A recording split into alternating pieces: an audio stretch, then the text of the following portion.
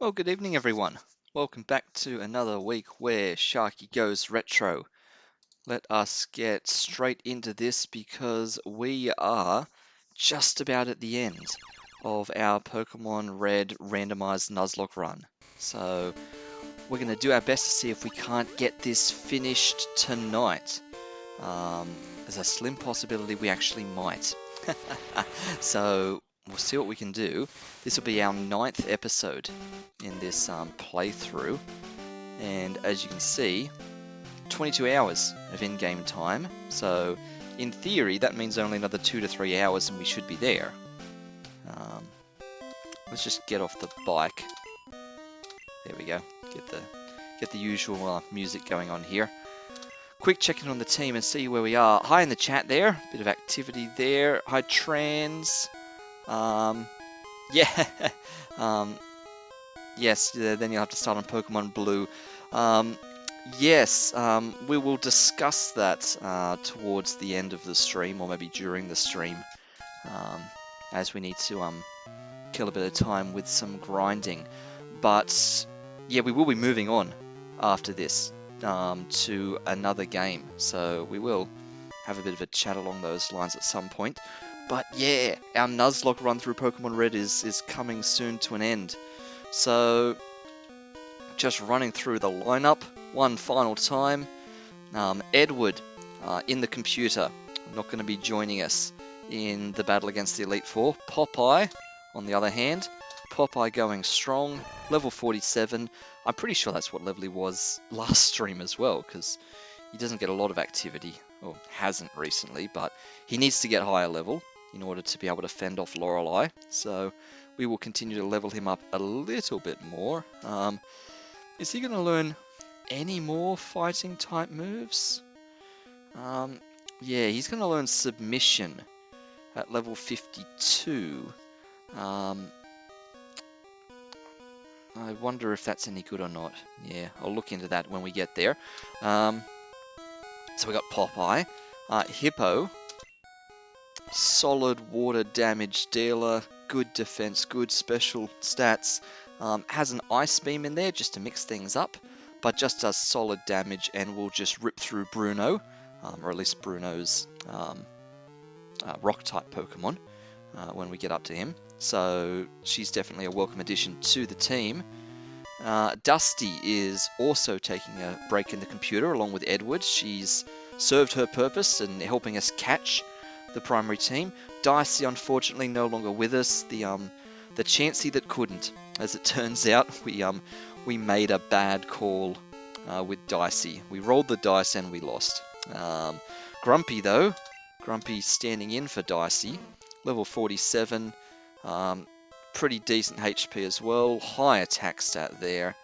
And just all-round good solid damaging moves. Body Slam, Headbutt, Earthquake for a bit of ground type there, which means Snorlax is somehow a bit of a surprise weapon against Ghost type Pokemon even. So Snorlax could do some work for us against Agatha.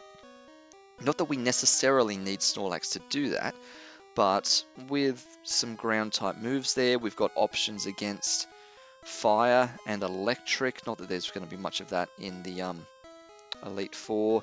Poison, that's the Ghost type Pokemon there, and against Rock as well. So I guess Snorlax can hold his own against at least Bruno's Onyxes. Definitely not his fighting type Pokemon, but he's just a good damage soak. If we need to be swapping out for someone at any reason to just take a hit while we fiddle with the team, Grumpy will give us a good opportunity to soak up some damage.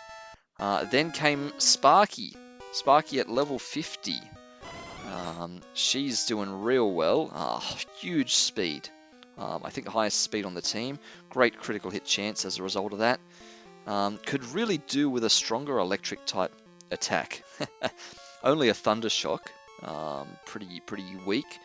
Double Kick, sure. Thunder Wave, just for a bit of options for paralysis. And then Pin Missile, which makes Jolteon a little bit of a wild card, possibly against our rivals Alakazam. When Skeeves sends out the Alakazam, we're going to have some options. Either Grumpy goes out with a Hyper Beam to just try and waste an Alakazam in one shot, or more conservatively, we could send out Sparky to use perhaps 2-pin missiles and take out an Alakazam. I doubt it's going to be a 1-hit. It would have to be like a critical hit and land probably the 4 or 5 hits. But anyway, Sparky gives us some options there. The real question will be when we come to learn Thunderbolt, whether to replace Thundershock or Thunder Wave with, and not Thunderbolt, Thunder, the ultimate attack. So that's going to be a decision for about 3 levels time, which we'll have to have a think about. And then Nessie, second most recent addition to the team, also water type, so a little bit of a rivalry going with Hippo. Nessie's catching up in levels real fast at level 41. Soon she'll be up with the rest of the team. Stats slowly getting there. She brings the ice component to the team. So Hippo had Ice Beam, but Nessie, Ice Beam, Blizzard as well.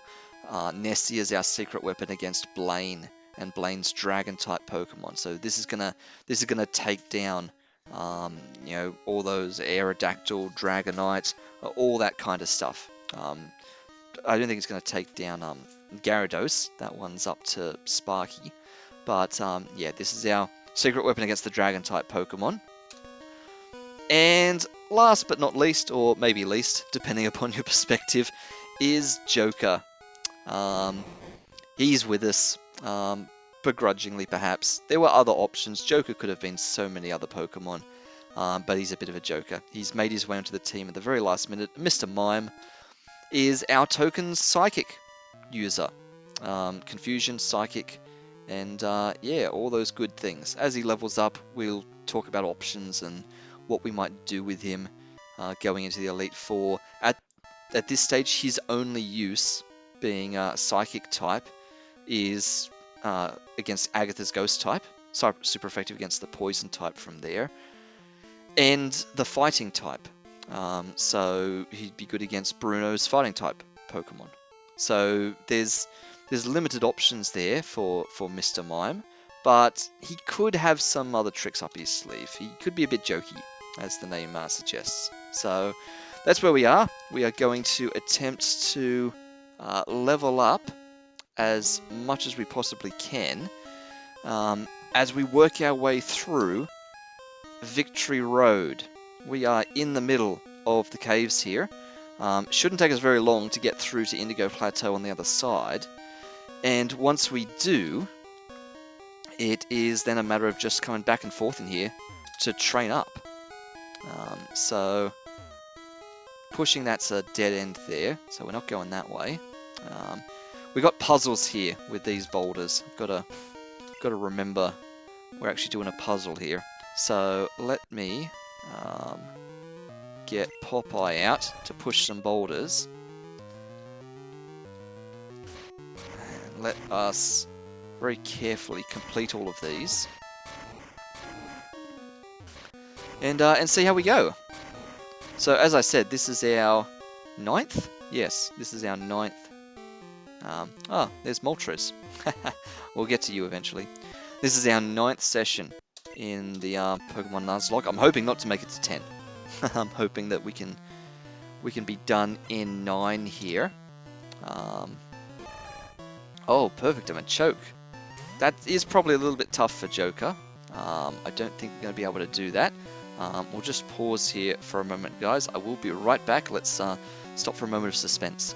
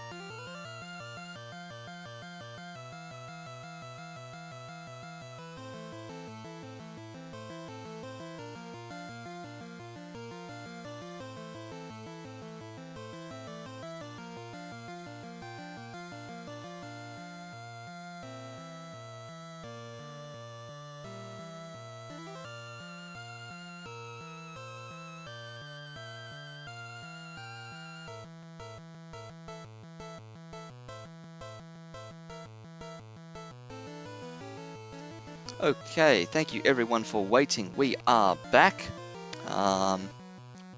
What's happened in my absence? Lucky Joker has an invisible wall to protect him from Machoke.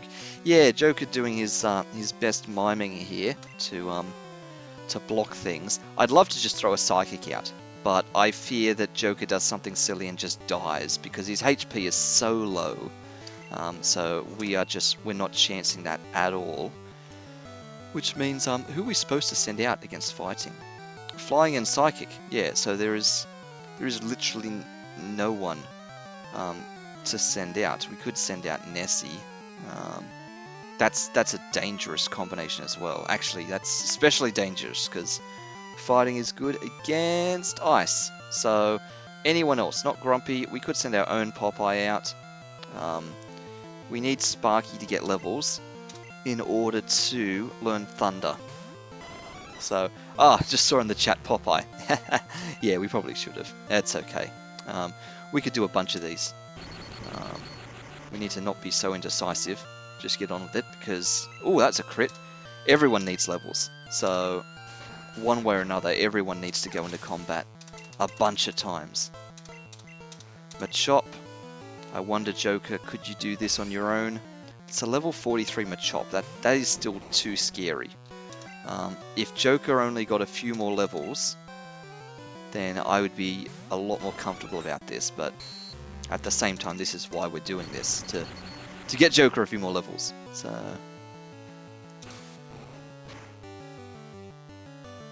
yeah, look at that. See how much damage that just did?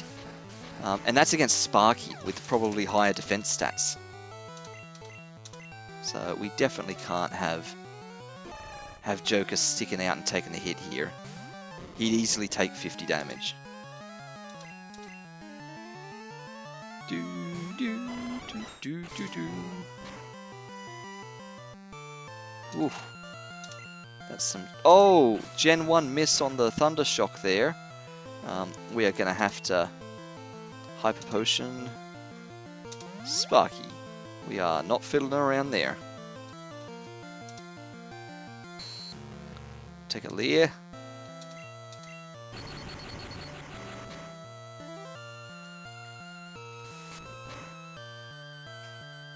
Ooh, critical hits and all sorts of things. Let's go in with a double kick of our own. Come on. Oh, that's so annoying. Alright, finish it off with a pin missile. Not very effective, yes. Bug against fighting. Finally, Joker gets a level. Alright.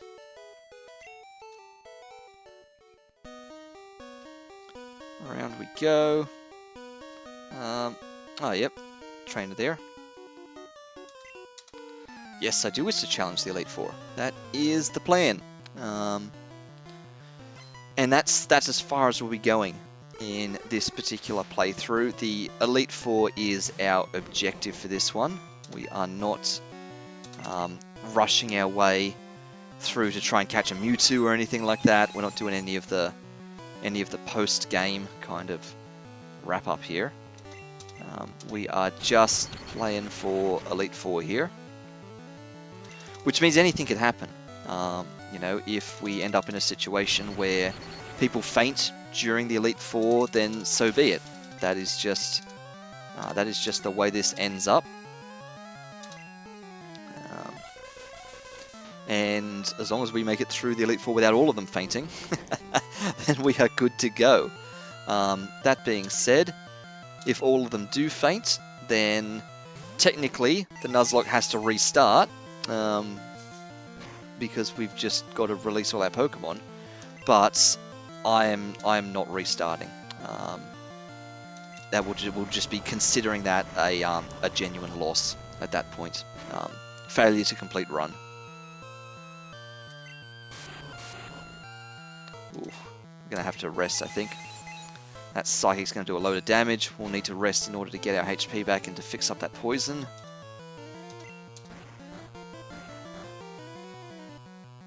So I sent Grumpy out because I knew we were going to need to tank some hits from a Psychic. Poker Flute to wake back up. Oh wow, because you're a juggler, of course. Sure. Yep, headbutt, body slam, earthquake. Let's do the body slam. Nice, turn 1 recover. Look at that. Easy. Oh, wait a minute. Yeah, and of course, we're not splitting the XP correctly. Out comes that again. Yeah, this gets confusing now because we didn't send Joker in for any of that because tricky things happened. So we'll send Joker in now. Split some of the XP here. Switch to Grumpy. Kadabra will do the turn 1 recover. Classic maneuver. Nope. In with a psychic. Okay.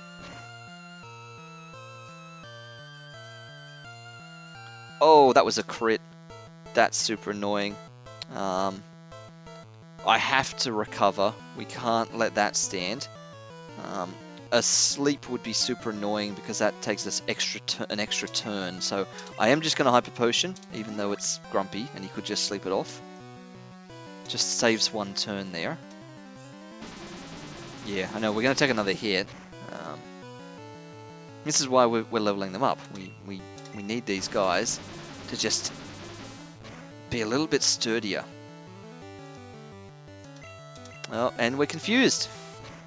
That's right, Body Slam made it through. Oh dear. Nice work, Grumpy gets a level. Grumpy trying to learn Double Edge. Ooh. Here we go. So technically Double Edge should be replacing Body Slam. As I understand it, or Headbutt, in fact. Which one's the stronger and which one's the weaker? I don't remember. So I know that Body Slam has 85 power of damage. I don't know how much power Headbutt has, I can't remember. But Double Edge is going to have 100 power. So it is a stronger attack. In fact, it's got the same strength as Earthquake. Earthquake's also 100 power.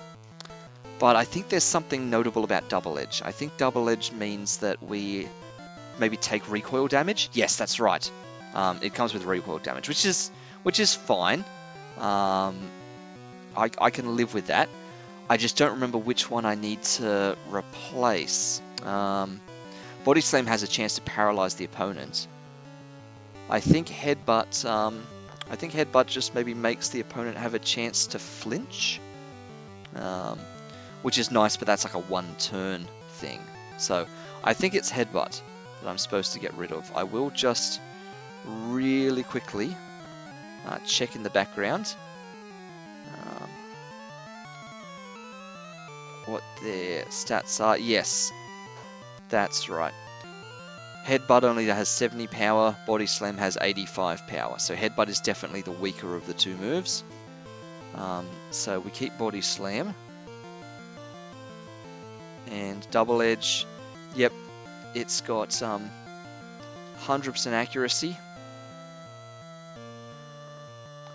Recoil damage equal to 1/4 of the damage done to the target. Yeah, okay, that's fine. And flinch versus paralyzed. Thank you in the chat there. Yes. Okay, Headbutt's gone.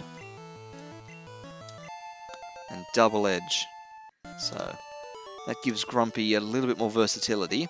Of course, I'm not thinking big picture here. Like, the time will come when we have to actually replace one of these moves with Hyper Beam. And then the question is going to be, do we replace Body Slam or Double Edge with Hyper Beam? And I guess it's going to be Body Slam when push comes to shove. That'll be the one to replace with Hyper Beam, just for sheer damage. TM05, what is that? Mega Kick. That's an interesting option. Joker, Popeye, and Grumpy can learn Mega Kick. And again, just reminding myself of Mega Kick. Oh, yes. It's only a normal type attack. It has 120 power, which is huge. It's even more than Double Edge. Problem with Mega Kick is that it's only got 75% accuracy and only 5 PP. So it does a lot of damage, but it has a 1 in 4 chance of just missing outright. And it's only a normal type attack, which means it's the sort of thing that that we could give to Grumpy. You know, we could literally just replace Body Slam and Double Edge with Mega Kick and Hyper Beam. But it's probably not necessary, because if we try using Mega Kick in the Elite Four, odds are it's going to miss, you know. If we want big damage, we're just going to use a Hyper Beam. We probably need a 100% accuracy move to fall back on. So that'll be Double Edge. Yeah. Better to prioritize defense rather than offense. Yeah. Alright, let's keep moving. Oh, nice, a Clefairy. That one's going to get served straight up to Popeye. Probably should heal up some of those people on the team. Just notice that they're not in the best of shape.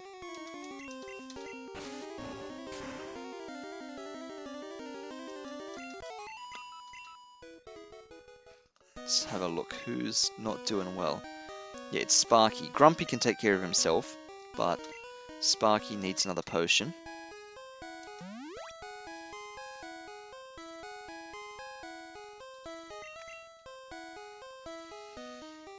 Should be a boulder up here somewhere that we can push all the way back there. Ooh, are you part poison type? Because if you are, I could throw a psychic at you. I worry that you're level 43 though. That is a little bit scary. We will send out Grumpy, and we'll use this as a chance to recover a bit of HP. Tail Whip. Let's do the rest right now.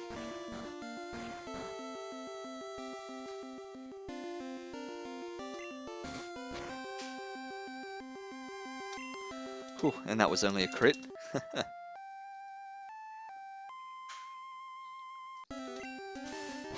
Fury Swipe. Not a lot of damage there. It's one of these multi-hits though. Only 2 hit. Nah, I was gonna say we can try out Double Edge, but nah, let's just throw an Earthquake. If you're part poison type, this'll help. Critical hit, super effective. You must have been. Level 26 to Joker. Good job. Where's that boulder? Okay, am I missing something? Should there have been a boulder there?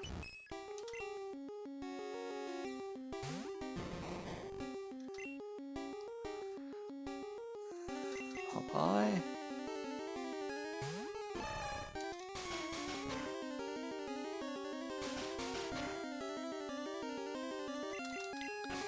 Two hits from the double slap, as the name suggests.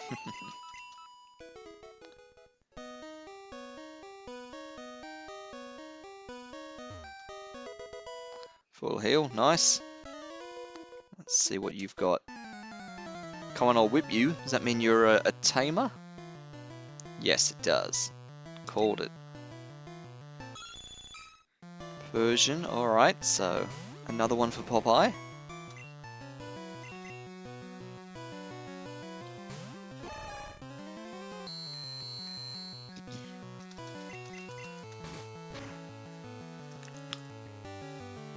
Ooh, that was a hefty bite.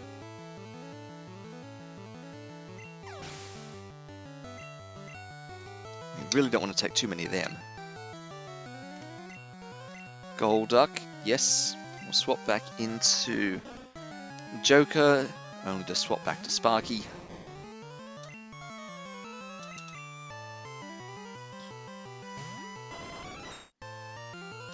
Haha, the old fail whip.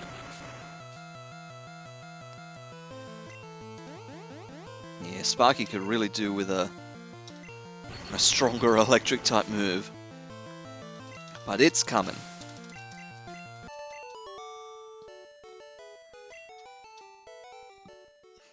Alright, ladder or other places. Is Victory Road too tough? Ah, it's not so tough just yet. Juggler. Ah, it's a Mr. Mime. Would you look at that? It's a Mime-off. Let's see. Yeah, Grumpy, go on. Meditate, your attack rose. Yes, exactly, a juggler with just the one Pokeball. A little bit odd, isn't it? Let's try a double edge. Let's see what this actually does. That's it, you keep meditating, Mr. Mime. It's completely pointless. That's such an interesting attack thing. And there's our recoil. It doesn't seem like we did so much recoil damage, that's good. I like that. A lot of damage, not so much recoil. Realistically though, it does exactly the same amount of damage as an Earthquake. So, the only time you'd ever really use it is if Earthquake's not that useful. Ah, Submission. That's the move that Popeye is going to learn in a couple of levels. Popeye, Joker, and Grumpy. Interesting that Joker can learn all of these. Let me take a real quick moment then, since I also have been looking things up in the background, to just double check exactly what Submission did. It's a fighting type move. Only 80% accuracy. That's annoying. With 80 power. And the user receives recoil damage, which is a pain. But it is a fighting type move. So it is good for Machoke to learn this. It is an upgrade on Low Kick. Low Kick doing 50 power with 90% accuracy. Submission doing 80 power, but with 80% accuracy. So Machoke really does need to learn Submission, but he'll learn that himself just naturally at level 52. So there's no point teaching it to him. So it's definitely worth getting. That's fine. Yeah, it has 25% recoil, but also misses. Yes, thank you.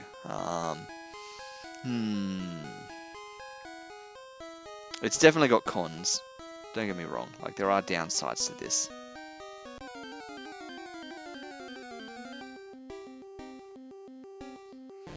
Ooh, an Ekans. I'm gonna be bold and try Joker on this and see what happens.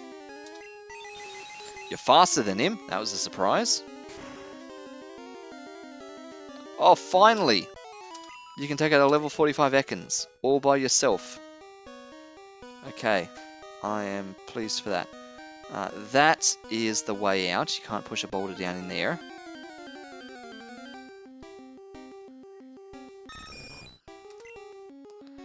Pidgeotto, and at only level 22. That's interesting. How about you give that a go as well? You're not super effective or anything. But, yeah, you did solid damage. Okay. Low level Pokemon, that's fine.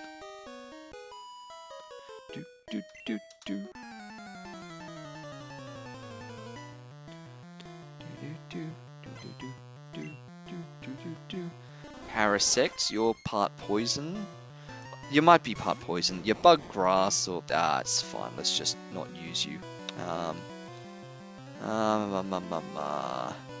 Who should we even be sending out? If you are part bug, then we've got nothing to deal with. If you're part poison or part grass, yeah, we could do a lot of different things. Grumpy, go. Just someone doing solid damage.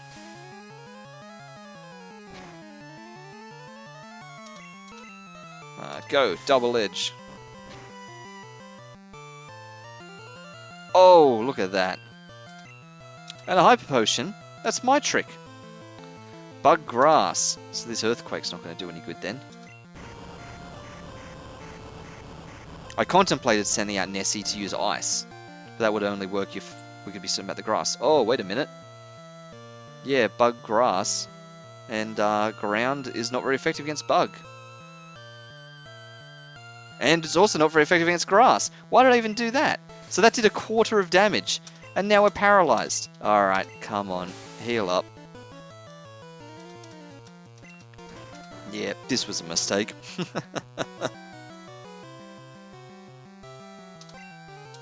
It's a fine line between spending time to think who to actually send out in a trainer battle versus just send everyone out and be done with it. Oh, come on.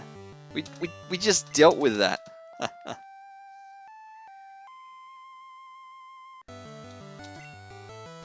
Oh, come on, come on. 3-turn poker flute. Stun spore, fine, okay. Go, body slam. Oh, come on! Paralyze. Alright, body slam again. Dugong. Alright, we're getting there. Ice type. So this is just Lorelei. Lorelei practice run. So out you go, Popeye. Popeye. Level 43. This is going to be scary. Alright, Sparky, out you go. I wanted to send Popeye out, but yeah, if that Aurora Beam does a lot of damage, it sort of doesn't.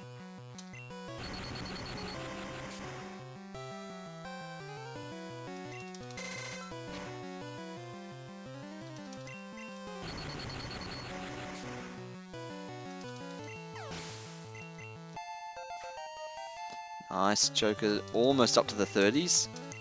Ooh, and a Chansey, just to rub it in. This is where I do want to send out Popeye.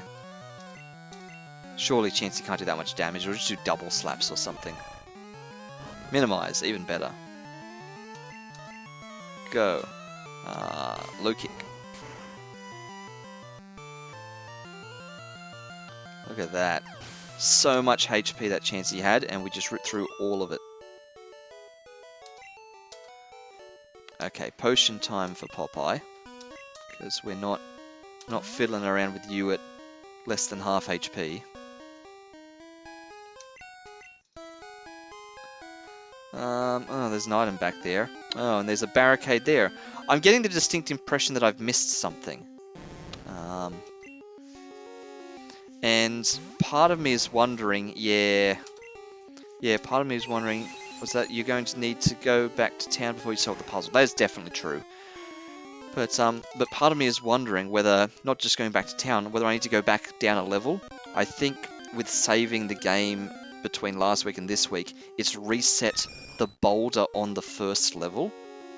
And I would have assumed that that only affected the first level, but I'm now kind of concerned that maybe it's also gated progress in the second level here. Because that boulder's probably moved back. So I feel like we're gonna... Ooh, a Doug Trio. I feel like we're gonna have to start from the start again anyway in order to fix the progression here. Who should we be using against ground type? Oh, water, of course. What am I even thinking? Nessie, go.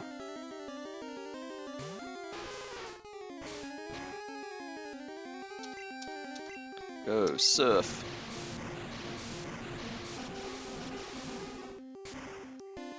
Nessie not got a lot of action at the moment, so give her a chance to get in whenever we can. So I got a boulder here. Where am I pushing that? Probably over to the right, because over the left here was just an item and a dead end. Oh, a Pidgeot! From Pidgeotos to Pidgeots. You're not going to handle that one on your own, Joker. That's one for Sparky.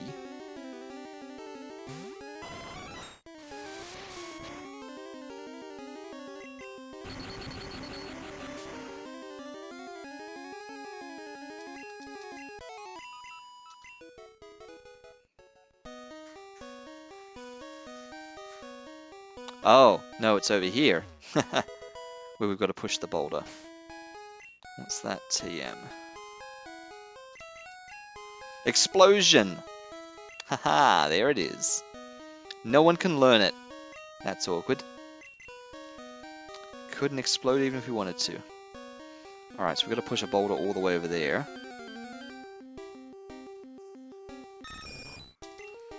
Another Pidgeotto, that's fine. We know Joker can take care of that. Oh, Pidgeotto sneaking in with a quick attack.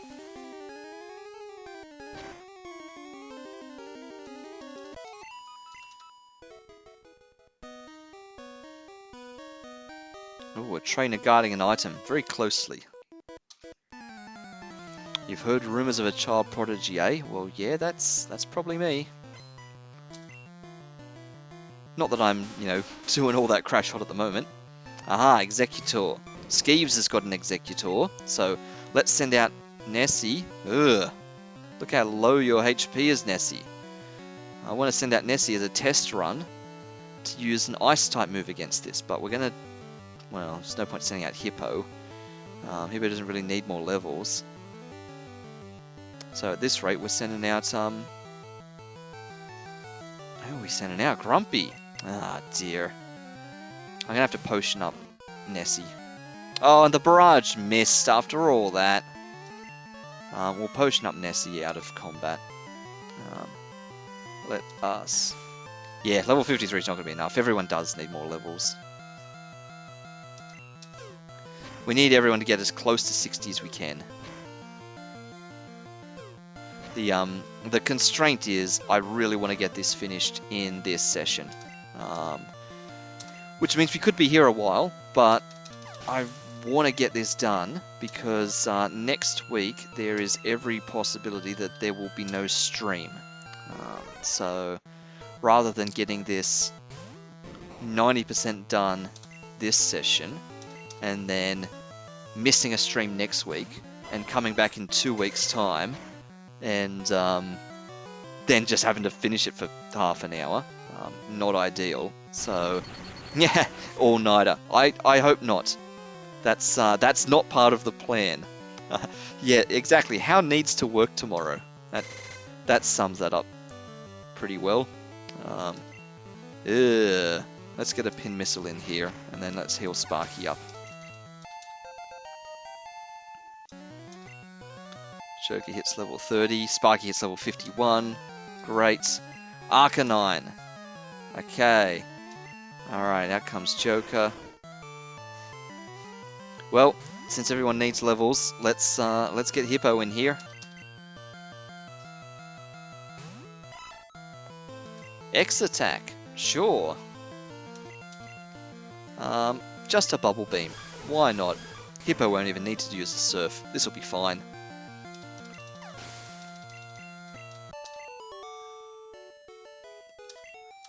Okay. What's that item? Max Revive. Don't need it. Alright, let's start potioning. Sparky. It feels a bit silly using a Hyper Potion on Nessie. We don't have any other potions? Nah.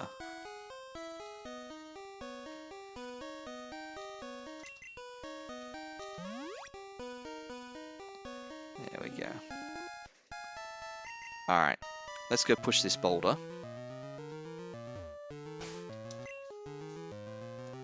Popeye, strength, go.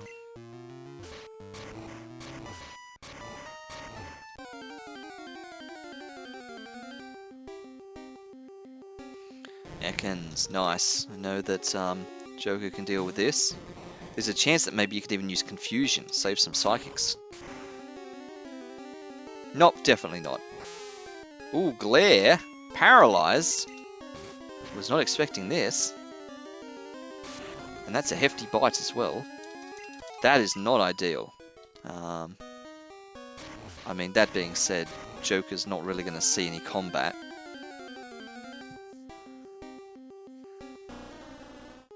Dugong. Alright, so this is... Oh, and he's only level 24. Joker could have done that. I was going to say this is Popeye's test run against Lorelei for real now, but level 24 is not a fair comparison.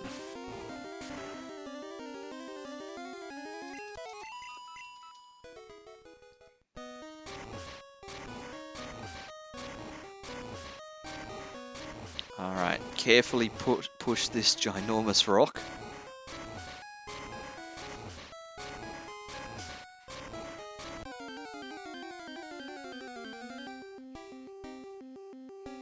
Another Ekans, and of course, yep, this would have been all Joker, but you're paralyzed and all sorts of things. This is a little bit annoying, because you would have just taken that out. Poison, I don't even know who to do. Grumpy, go. You're the default when we can't think of what to do. In this case, an Earthquake will be fine up against Poison.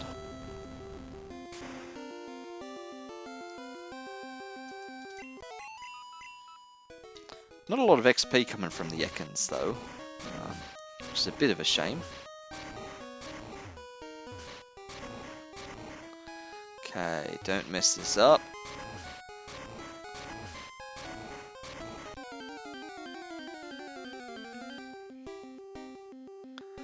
Ooh, a Magnemite.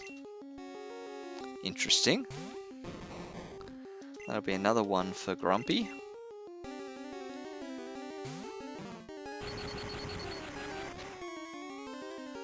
Yep, we'll take the Thunder Shock and see you an Earthquake.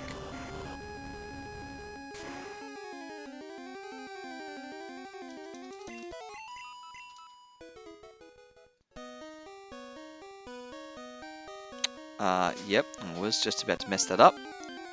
We do have to push that across one more spot.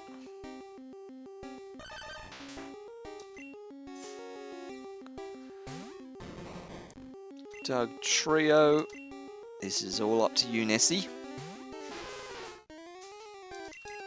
Ha, Sand Attack.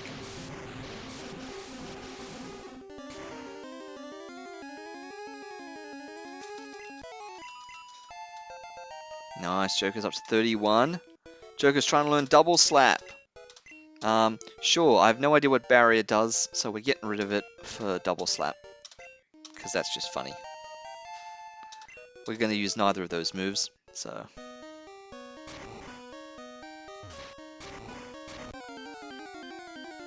So many Pokemon. I mean, it's good, like, we need to be fighting against Pokemon to get levels. But there are a lot. Another Sand Attack? Nope, Growl this time. I am surprised that none of the Doug Trios that we've come up against have actually tried to dig. You know, being the signature move. But that's okay. Down you go. Oh, see what I mean about Pokemon? There's just so many here. All clustered in this little alcove right near this ladder.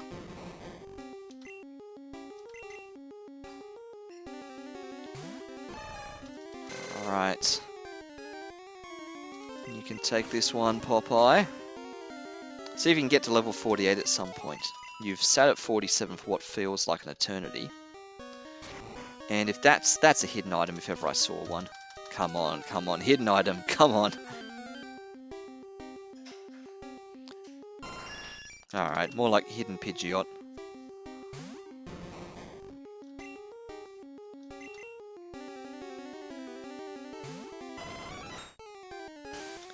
Oh, here comes the Sand Attacks. Yep. Whirlwind. That's annoying. No hidden item? What a rip. Alright. Oh, and here's Moltres. Just through here.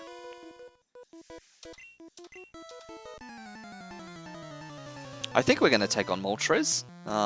There's no reason not to at this point. We can't catch any more Pokemon. So there's no sense in which we're attempting to save any sort of replacements. And in fact, we probably could go back once we get ourselves out of Victory Road here and find Zapdos and Articuno and just take them out for just the slightly higher XP they deliver. Articuno would be a pain though to get to. Technically so would Zapdos, really. It's sort of a bit of a fiddle to have to get all the way back to the power plant and then walk around there. But Moltres, right here, right now... oh, bye-bye Nessie. There was another Lapras there. But Moltres, nah, let's go for it. It'll be level 50, which will be a pain. But That'll give Hippo a good chance to get some levels. Come on, Sparky. What are you doing? Lapras is shrouded in mist. There we go. Body slam. Paralyzed on top of everything. This is not good. No longer confused, but now we're fully paralyzed. Okay. Where is it? Full restore. Bam. Recovers the HP and clears the paralysis. That was a lot of damage.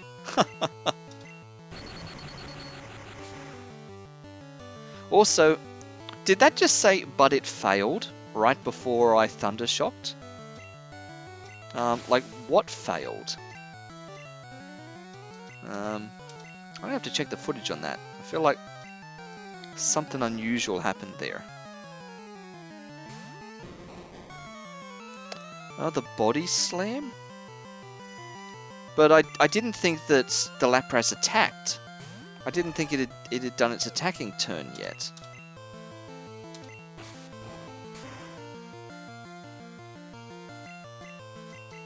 Maybe it had and I just missed that completely.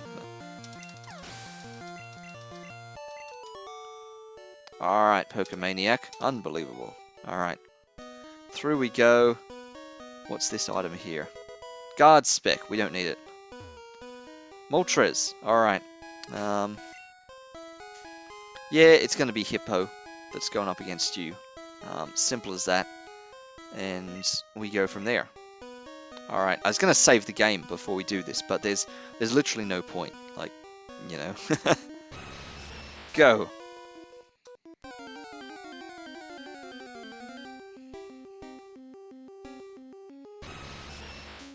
Alright, Moltres, level 50. This should give Joker a good bit of XP. And you never know, we might even push Hippo up a level as well. Fire Spin. Not going to do a lot against a water type. And it's a critical hit, and it only did 9. Love it. Just don't get stuck in an eternal Fire Spin.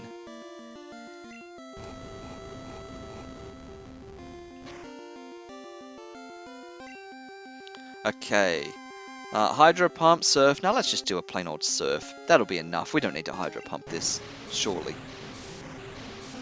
I mean, we might. Moltres is a legendary Pokemon. It's going to have real high special stat. Yeah, that's fine. We can swoop in with a Bubble Beam. No one said we had to do this in one hit. Look at that. Joker does get a level. Oh, Hippo didn't. Ah, and there she goes. Bye-bye, Moltres.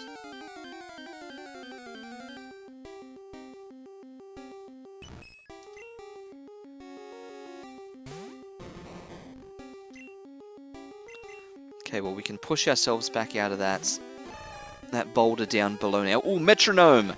Oh, Thunder Punch! Wow! And we're paralyzed after all that. Oh, that's hilarious. I've kind of never run into an enemy Pokemon using Metronome before. Probably because you never meet Clefairies this high level. Because that could have been anything. Like, that could have been a Hyper Beam, that could have been a Self-Destruct. You know, there's sort of hilarious options available there. Okay.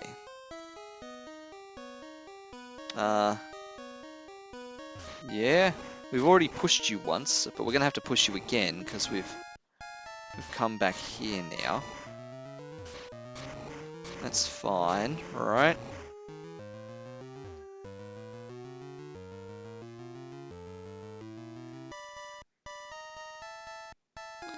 Yeah, we fought you already.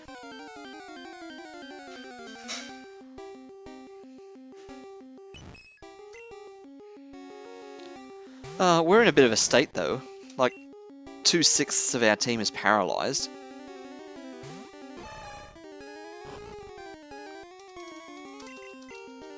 Here's another Metronome. Surf. Okay.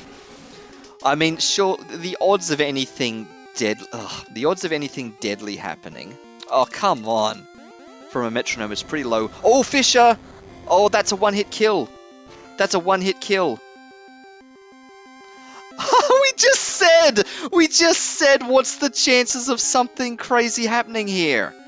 Oh, no. It used a one-hit kill move. And it landed it. How is that even possible? Oh, Popeye. Oh, no. No. We're not fighting that Clefairy. No. No. Let me take a moment to process that.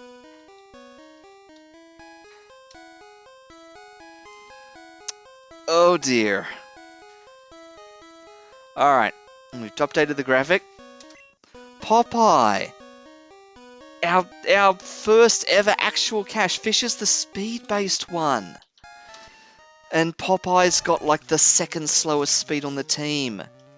It's him and Grumpy that would have been the ones to take the one-hit kill. Oh no. It does look like Edward's back on the team. I didn't even think of that. Ah. Yeah, because we're not bringing Dusty back in, I guess. Oh dear. I mean, sure, Edward's back on the team, but we don't need him. Like, he'd just be there as cannon fodder. Okay, so Popeye's... What was Popeye's purpose in the team? Popeye's the fighting type, so Popeye was going up against Lorelei. So, let's see. That was for the ice-type Pokemon of Lorelei. Now, Lorelei's Pokemon are water-ice type, so Sparky can step in there and replace Popeye against all the water-type Pokemon. The only problem will be the Jinx, which is just straight ice type, ice psychic, not straight ice type, it's ice psychic. We could, being part psychic, we could actually still use Sparky and try the bug type move against the psychic component there, and that's fine because bug against water is normal. So okay, so Sparky is the stand-in for Popeye against Lorelei now. Like, we could add Edward to the team, but this is kind of pointless too at the moment. That also means we've lost our strength user. So yeah, Sparky's going to need to be even higher level. We've lost our strength user. Dig, that's super annoying, because Dig is how we're getting out of this cave.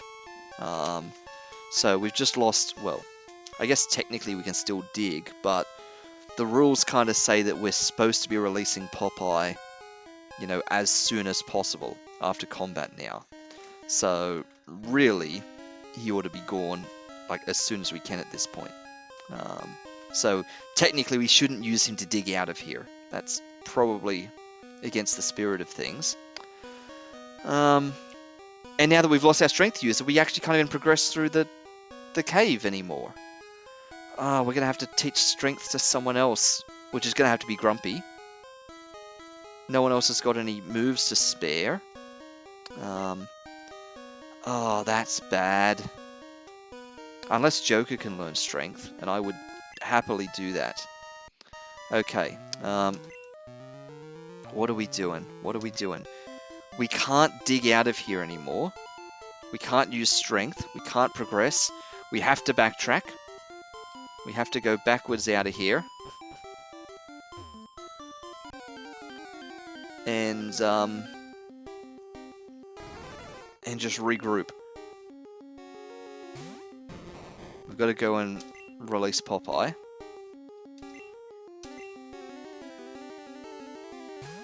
But we're actually going to do this with 5 Pokemon. I mean, if no one on the team can learn Strength, I will get Edward out and teach Strength to Edward. Oh, actually, it's a HM. We've got that thing turned on where everyone can learn every HM. So, I can technically teach... oh, that's the exit... Oh no! We are locked in. We're actually locked in here.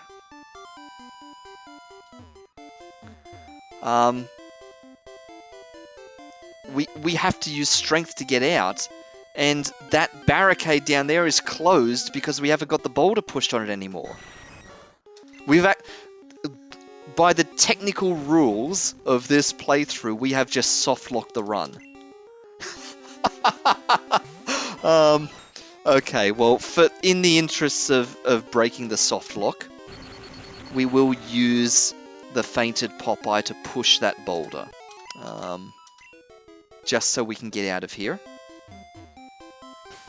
Yes, Picaspri would be proud of this. Oh dear. How have we done this? Alright. Out we get. And this now means we're going to have to run all the way back to the Pokemon Center in Viridian City, because we don't even have a flyer with us. Because we were not planning to be flying anywhere. You know, this is gonna... Oh, Kadabra, what did I even bother with that? This is gonna slow things down even more.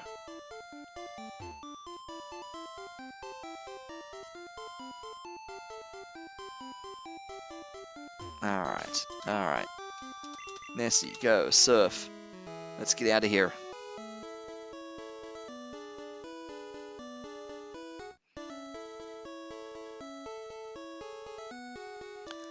I wonder if anyone's ever done this. Has anyone ever walked backwards through through this route here? All these guards are probably like, what are you doing? You know, you got all the 8 badges. We just let you through. Why are you coming back down? Oh, no. Oh, I thought that was a dead end for some reason. It's just the edge of that building. What am I doing? Alright. Don't tell Skeeves. This is not the sort of thing you want to admit to the rival when we face them at the end of the Elite Four here.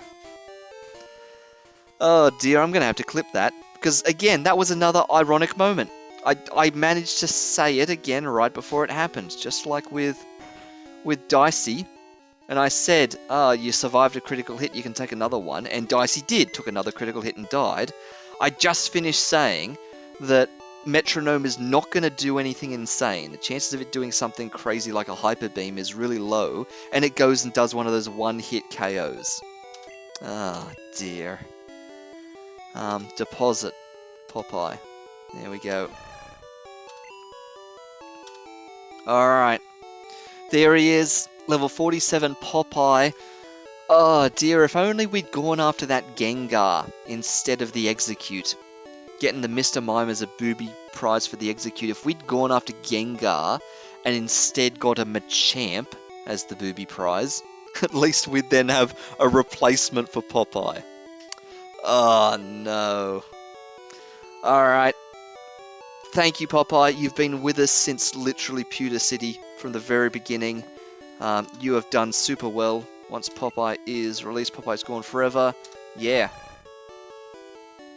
Be free, Popeye. Our oldest catch. Okay.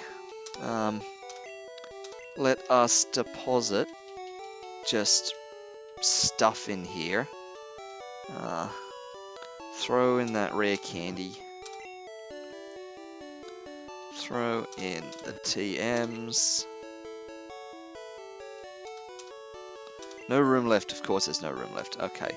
We have to withdraw whichever HM strength is. Let me just quickly look it up. Strength is HM4, and the good news is that Snorlax can learn it. So, if we're playing this by the rules, technically, everyone can learn Strength, because I've enabled that, so everyone can learn it. But, in terms of who can actually learn it, I don't think Joker can actually learn it. Let me just look it up real quick. I don't think Mr. Mime can actually learn Strength. he cannot. He can learn Flash, but he cannot learn Strength. So it wouldn't be appropriate to give it to him. No one else on the team really has any moves to spare. So if we do go with Grumpy to learn Strength, then we can't replace Earthquake because we need that for Grumpy's versatility. We can't replace Rest because that's how Grumpy gets his HP back. Which means, really unfortunately, we have to replace Body Slam with Strength, which is actually a downgrade in damage, and only slightly, from like 85 down to 80, and we lose the ability to paralyze. And then Double Edge is going to be replaced with Hyper Beam. So that's fine, that's going to get replaced anyway. So we have to, there's no other option here. We're just going to have to teach Strength to Grumpy. So let's go. Body Slam, bye-bye, you are now Strength. We're going to use Grumpy to push the boulders out the way. I will grab Edward on the team, just so we've got 6 on the team, but I'm not particularly intending to even train up Edward, really. Edward's literally just there to fill the party, and in case we need to swap to someone in the Elite Four to potion during combat, then Edward will be the sacrificial Pokemon that we send out. Oh, he's got Cut, but we don't need Cut with this. Bug Flying type.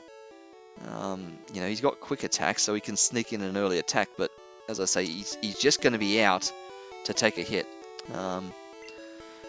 Let's heal up, and let's get back to it. Oh, I can't believe that happened. That's going to make me, like, run from every Clefairy that we face in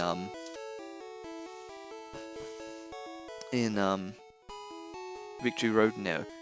Other option would be to use Butterfree to put dangerous enemies to sleep. Huh. That's an interesting play as well. That actually, you know what? That is interesting. I'm willing to consider that more than Edward. Sorry, Edward. You had your moment of freedom. Dusty is already slightly higher level. Let's have a look. Here's what Dusty's got. Nope, Dusty has still got Sleep Powder, and also conveniently Dusty's our flyer, and has Flash as well. But Dusty is our flyer, so that will also I don't know what benefit that has. It's going to allow us to fly if for whatever reason we have to come back again. We can at least fly back here. No, let's do it. Let's take Dusty. Elite Four might use Awakenings. Yeah, if they do, it just burns a turn. So, yeah. Alright, Dusty. Welcome back to the team. I bet you didn't think you were going to be here. Oh, let's put Strength back in the computer. We don't need to be holding on to that.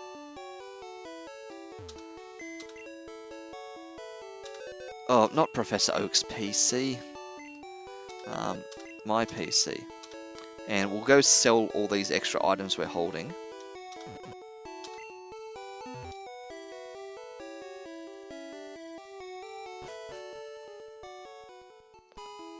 Pokemon's just up here? Yeah. That's buy. Ah, dear, we're like an hour into this, and we've like, it feels like we've done nothing. I'm going to sell that burn heal. No one's getting burned. Full restore, full heals, max elixirs, sure. Max revives, we're selling that. Guard spec, selling that. I might want to get more hyper potions, just because I feel like we could be getting low. So we will go for a fly to wherever hyper potions can be bought at. which I feel like is probably Fuchsia. Wait a minute. We can't get to the Pokemon at Fuchsia because we have to cut through trees. we don't have Edward with us to cut through trees. Alright, change of plan. Oh, that's Flash. Don't flash, Dusty. Fly. Cinnabar. That's probably got Hyper Potions. You can tell I'm panicking, can't you? Things are just not going right. Great Potions. Oh no, that's Great Balls. Hyper Potions. Ugh, now I can't even read. Another 10 of them. Okay. I don't want to overload on them, because the minute we get to Indigo Plateau, we'll just be buying full restores. We'll just spend all our money on full restores, and that will be that.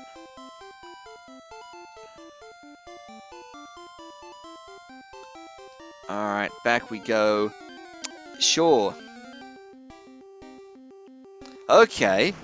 Let's just stop for a level 3 Blastoise. Why not? Joker, go. Confusion. Oh, we should have used Double Slap. We should have used Double Slap. That would have been funny.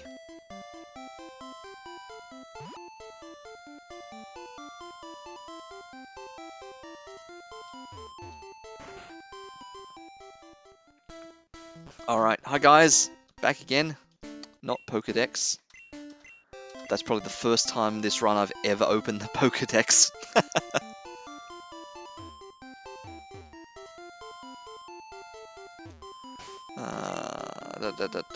Nessie, Surf.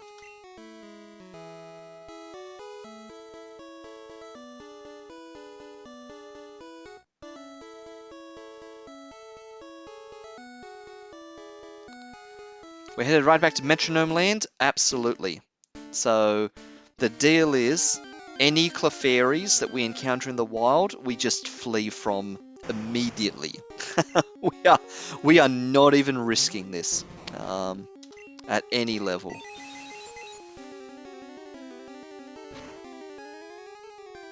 It's a possibility I didn't even consider was necessary to consider at all.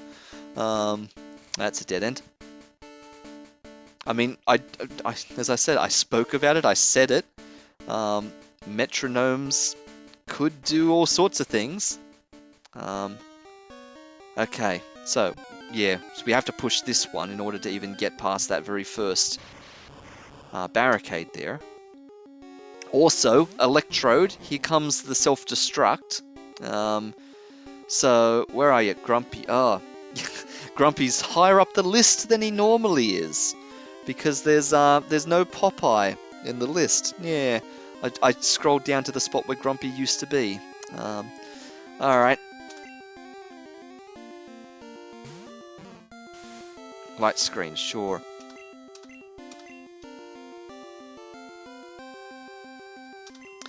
There's the self-destruct. This is fine. Grumpy can take that easily, even if it's a crit. Look at that. 44 damage. Pathetic. Alright. That also in the chat, that took me longer to get than I care to admit. Rural Gnome Land. Yeah, I had no idea what that was. And the penny has just dropped, so well done. Yes, little bit unfocused at the moment. Oh, come on, Grumpy. What are you doing missing a strength? Doesn't it have 100% accuracy? That was like a Gen 1 miss. Alright. Grumpy, strength, moving boulders. Also, we're hopping on the bike. Try and make everything a bit happier and just generally faster.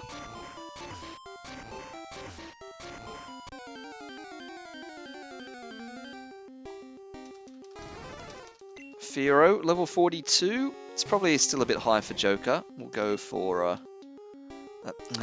yeah.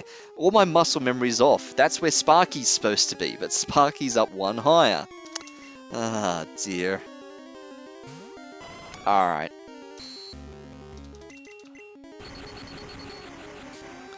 We'll see how much time we've got when we get to the Elite Four, whether we bother getting any levels for Dusty. Could be good, just to increase Dusty's survivability against the Elite Four, if we genuinely do have to use her. She's got Psybeam, but not Psychic, so that's not necessarily useful in that regard. She's got Fly, though. What's Flying good against? I'll have a look in a sec once I've moved this boulder, just to make sure I don't mess anything up. But Dusty having Fly does mean that there is a tiny bit of options here. Flying, super effective against Grass, Fighting, and Bug. Which is great, because there's no Grass or Bug in the Elite Four.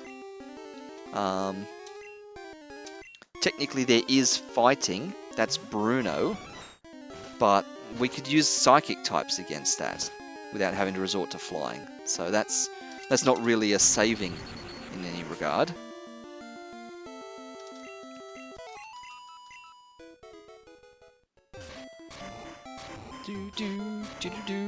Alright, so that one's clicked, which means now we can go through that first barricade. Which means we can come through here. So we're back to this level. So right, so we're back to where we were. That's blocked because we have to push this one. And strength again because we're on a new level.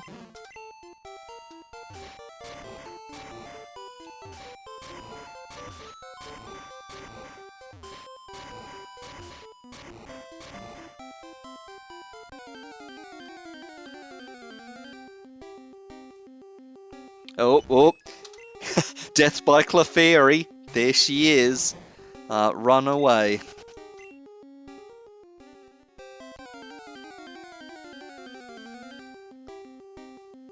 Oh, come on. She's chasing us. I'm also waiting for the moment we go to run and it says cannot escape. Because if it says that, then it's time to panic. So yep, that one's blocked because we need to push one over there. Oh, a Haunter. That's nice. Joker, you can take that on. This will be just like practicing against Agatha.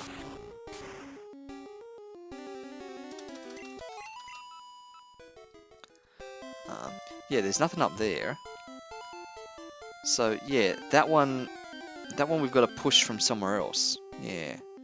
That was what happened last time, so I don't know, I think I must have just been expecting there to be a boulder somewhere else here for some reason. Maybe there will be, maybe we're going to push a boulder down a level and have it drop down there. There's the exit up there, by the way, just above us. That's the exit gate. Cloister, only level 26. Can you handle that, Joker, with a Psychic?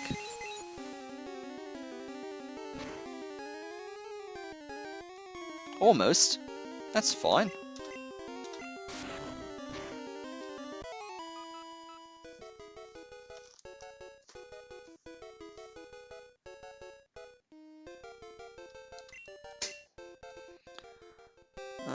Let's see. There was that ladder there. We didn't go up that one before. That's... Oh, come on, Clefairy. No. Oh, you're only level 36 this time. But we're not chancing it. We didn't go up that ladder, we went around... Oh no, we did! Okay. Just failing to remember that at all.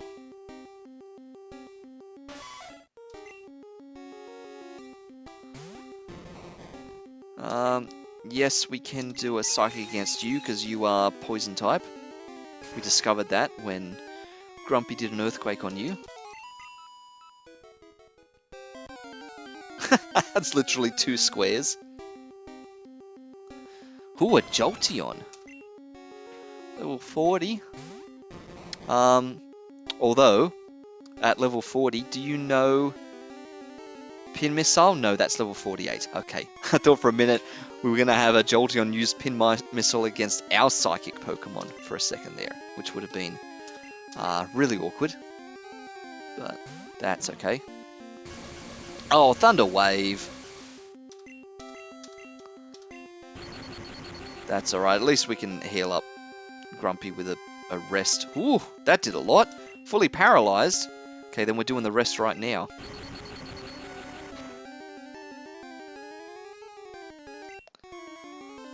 Trans. Heading off a bit early tonight. No worries. Don't forget to teach Explosion to someone.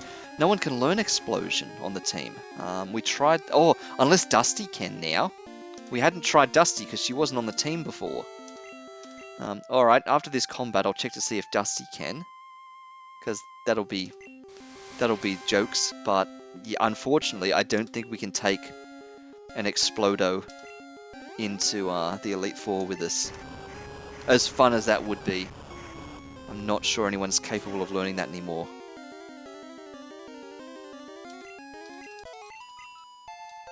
Nice, a level for Joker. Okay, let me check the TMs real quick. Was it 47?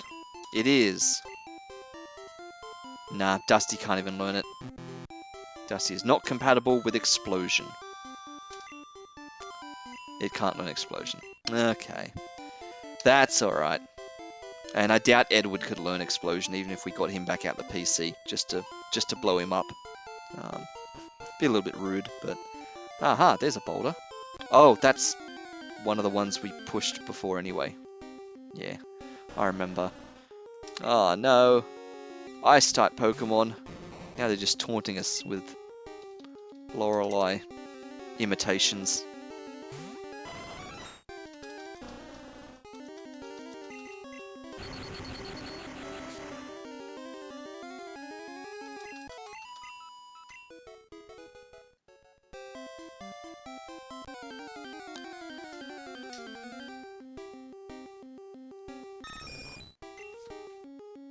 Pidgeotto. Yeah, I think you did that with just a Psychic yourself last time, didn't you, Joker?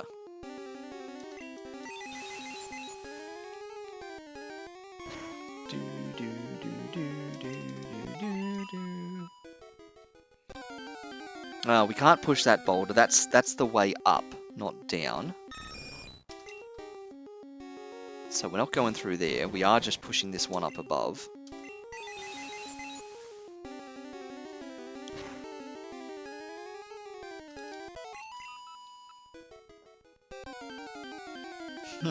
So many Pokemon. Dugtrio, that's one for Nessie.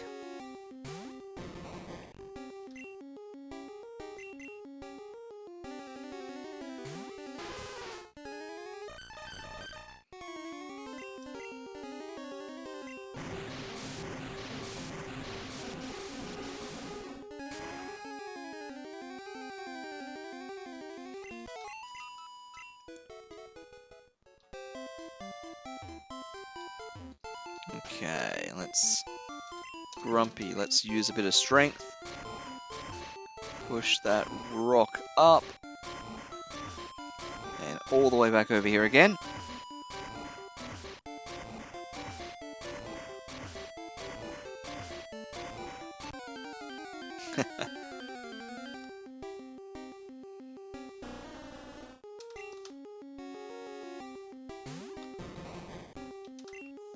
Alright, back to Sparky.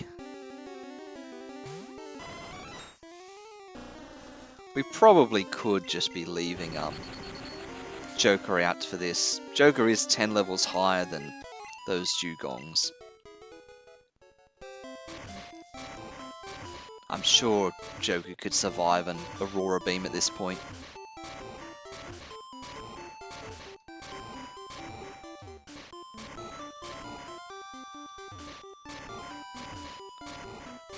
Across there, all the way across there.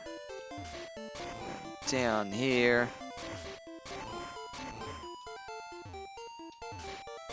In there. Through this ladder. Oh, wait a minute. Wait a minute. That's not what we're supposed to do. Oh, no. Oh, no. I'd forgotten. I know what it is now. We need to do that and then go back down there. Don't we? Because that's just taking us through to where Moltres was, which is a dead end. We then have to push our way back out. So we're not supposed to be going through there. Ah, that makes sense. That's why we couldn't work out where we were going before. We're supposed to, Oh, don't miss too many. Oh, there's the dig. Yeah, we're supposed to be pushing the boulder onto that switch, then not going through that ladder, but doubling back around, because I think that's opened up the one that we couldn't get to before. I think that's the point. Grumpy, go.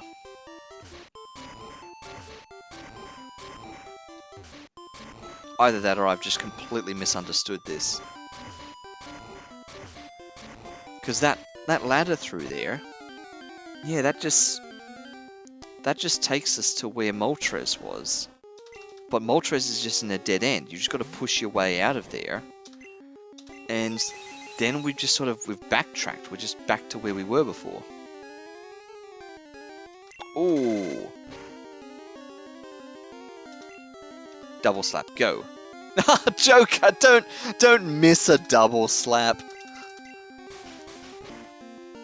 He just mimes slapping in front of him. He just swings his hands and pretends to double slap.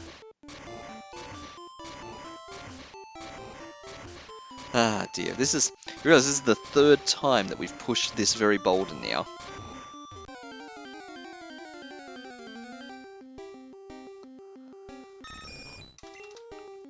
I mean, at least this is getting Joker some levels. Slowly but surely.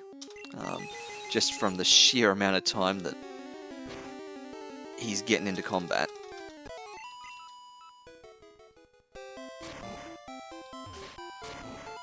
Alright. Back around we go again, and down with the boulder. Don't go through the ladder this time. Whoa! Omastar! Good old Helix Fossil. Can you do this, Joker? You're not super effective or anything, but... Critical hit? Wow. Horn attack. Ah, yeah. Let's not chance that at all.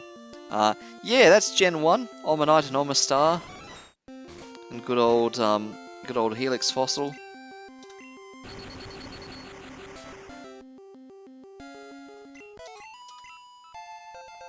Joker gets the level. We probably should heal up Joker, as awkward as that is, to use a Hyper Potion to restore 47 HP. I don't want something weird to happen and have us lose Joker. Not that he's exactly essential to the plan, but it would be a pain to lose, 3 out of 9. We could then bring Edward back onto the team, but, it would be a sad reason to, especially after all the trouble we've gone to level up Joker. That would be the worst part of it, all the sunken cost.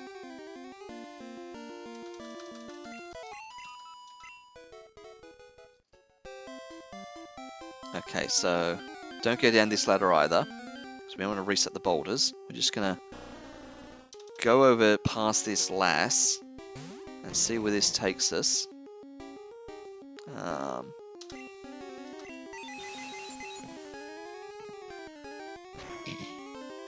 Excuse me.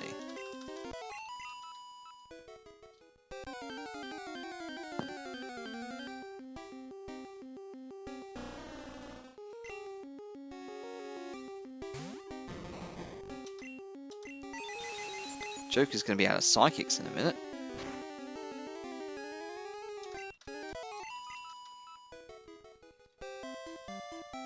So what's down this way? Yeah, that looks like trainers I've never seen before down there. So that's a encouraging sign. And with that, Joker's out of psychics.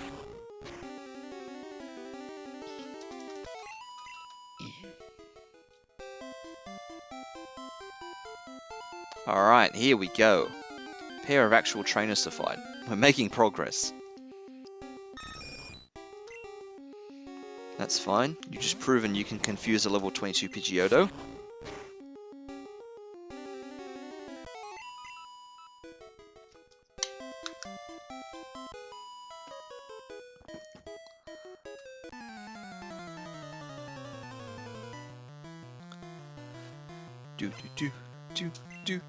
Do. Bellsprout. That's fine. Joker can stay out for that. It's a shame you've got no psychics on you. I am gonna do something interesting. I'm gonna do something interesting and dangerous. I'm gonna use Light Screen. I wanna see if this is gonna do what I think it's gonna do, and if it's gonna be very effective at all. So Joker's protected against special attacks. Slam is not the kind of attack I was hoping for. That is really bad. Okay, this was a bad time to test this. Alright.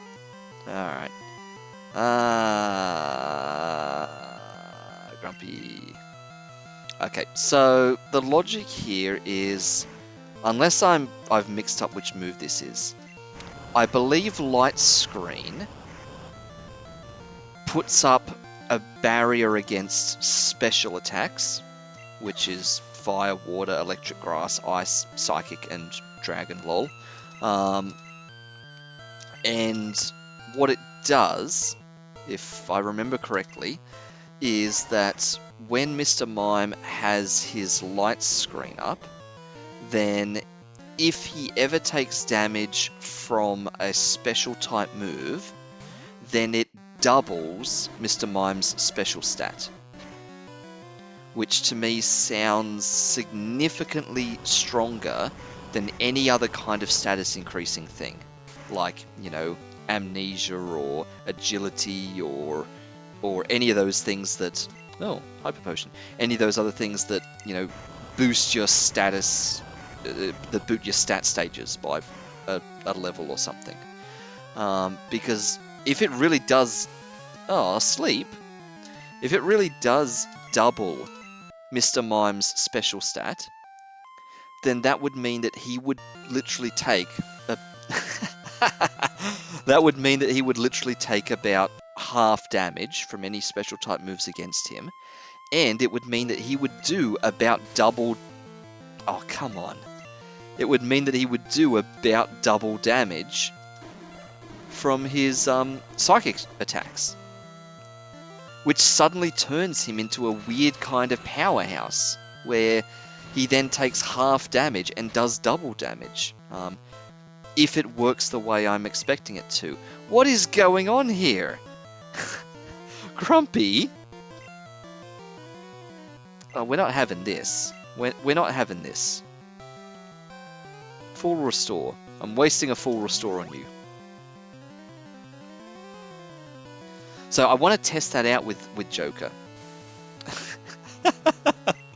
And see if it does what I think it does. Like, if it actually does behave in that way. Because if it really does do that, I would consider leaving... Weepin' Bell. I would consider leaving that on Mr. Mime. But if it doesn't really sort of behave as advertised... Come on, Weepin' Bell. Then, of course, there's no point keeping it. And we'll replace it with something else equally hilarious. But I need to get Joker to a high enough level where he can actually test that out without dying first. Oh, come on! Alright. We can't just be locked in that combat forever.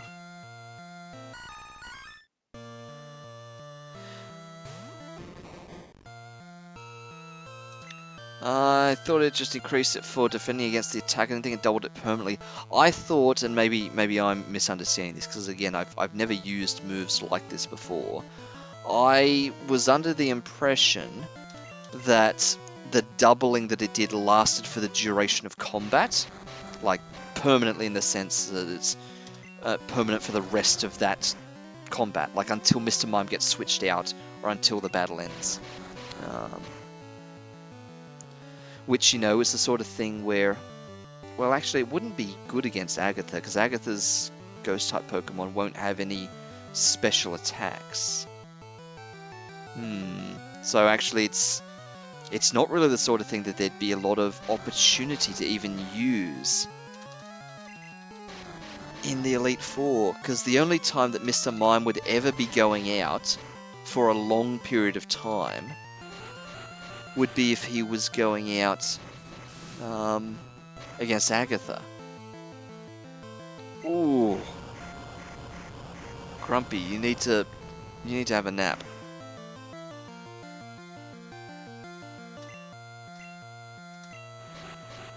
Oh, come on. Come on. Oh, come on. Oh, dear. Yeah. That was not smart. And of course, yeah, I've forgot to poke a flute. Not that it really matters, because we're wrapped at the moment, so...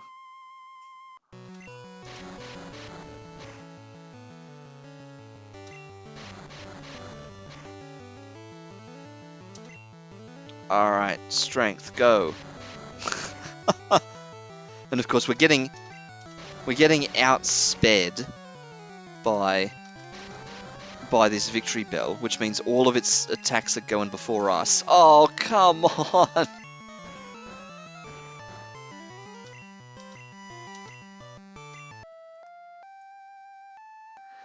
Yeah, we need poison powder. Good, right. Go, strength. No! No! We need just basically anyone else. If this doesn't get itself sorted soon, I'm gonna swap for just anyone else. Obviously not one of our water-type Pokemon, not with these Razor Leafs, because that would be just instant death. Alright, Earthquake, go, go. Poison Powder, that's fine. I can take it.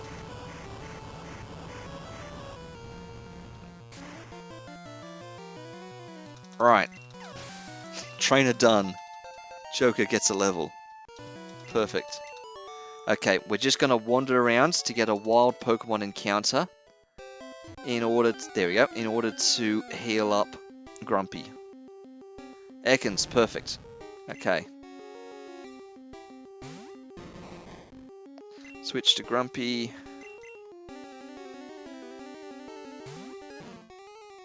Get hurt by the poison, that's fine. Take a bite. And go to sleep.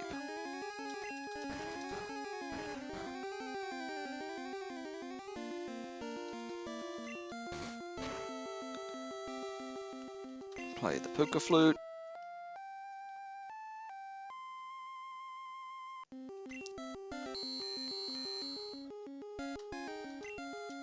And Earthquake.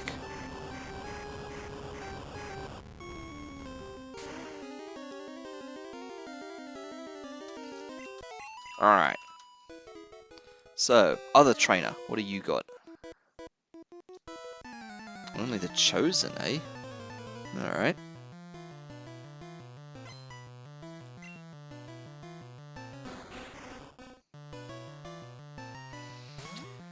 Okay, Kingler. 43 Kingler, that's a Sparky kind of job.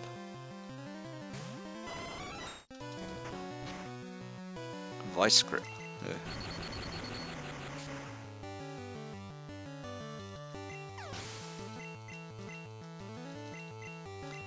Tentacruel. Joker could chance that, except his HP's a bit low, and he doesn't have any Psychics left, so I wouldn't.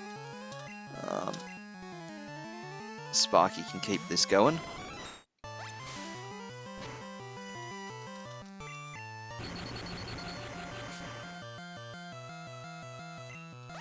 Wow.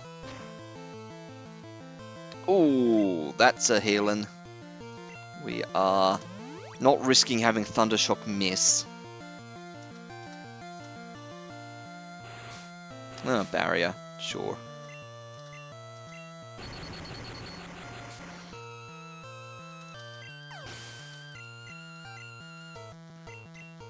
Blastoise, nice.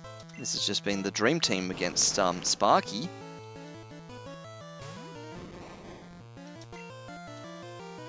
Back out you come. Sparky really could do with a level up. I feel like you've been sitting at 51 for quite a while now. Ooh, Blastoise just lowered its head. That means it is doing Skull Bash, which means incoming lots of damage on the next turn. We could do a strategic Thunder Wave here, which I'm gonna do in fact.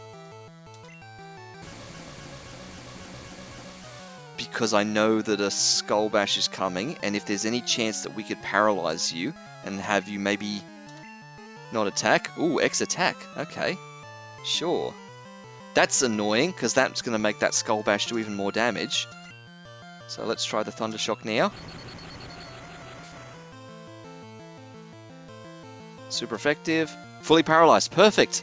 It actually worked. So there we go. That basically convinced me when Sparky learns Thunder to replace Thunder Shock with Thunder and not to replace Thunder Wave, because even if it's small, there is a tiny bit of usefulness there. Aha, perfect. This is what we're looking for. Pushing these boulders through.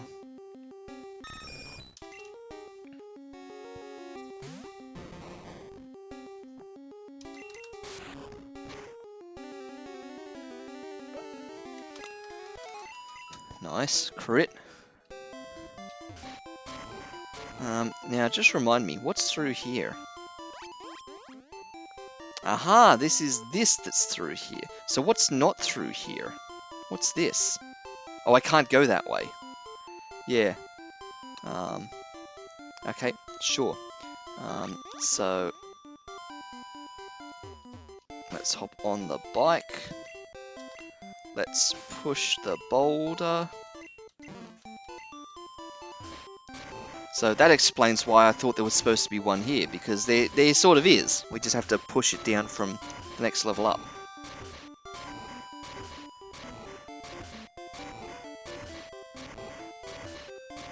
Push, push, push. There we go. That's opened that, and now we can get out. Yep, so we're on the other side of that now. That's how we can get back through. Back to the land of dugongs. I really want Joker to just take that on, but not when Joker's at half HP there. This is good. This means we can come through Victory Road. Indigo Plateau should be right on the other side here. We can heal up, and that means we don't ever have to be like backtracking back through here again. We will have our checkpoint set at each end. Nice! That was a full restore right there. Perfect. Okay. Round we go, up we come, through the little maze of towers there. Indigo Plateau, finally.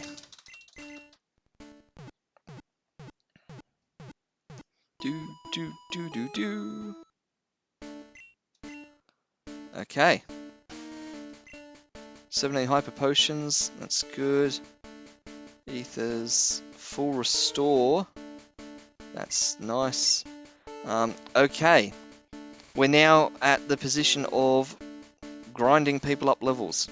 So we are gonna go and get, I guess, some levels into Joker. 37. You're not really learning any other useful moves beyond this point. In your own move set. At least I don't think you are. Let me just quickly check. I think the only other good moves you're getting are ones I'm teaching you. Yeah, you're just getting Meditate and Substitute, and I'm not going to keep either of those. While I'm here, let me just look up Light Screen. And just double check what it said. Non-damaging psychic type move doubles the user's special when the opponent damages the user with a special move. But that's all it says. Light screen is ignored by critical hits, and it will fail if the user is already under its effect. If light screen ever causes the user special to reach 1024 or higher, it will be reduced to mod 1024. Sure. Just integer rollover there. I'd like to think that it lasts and persists and does some crazy things. We shall find out. I think you're right about Gen 1 light screen, but people still saying it's useless outside. A tricky move in PvP. Yeah, exactly. Like, I feel like there is a play with it. Like, there are options for using it, but it's, you know, it's very niche. Yeah. I don't think we're going to have an option to use it in the Elite Four, really.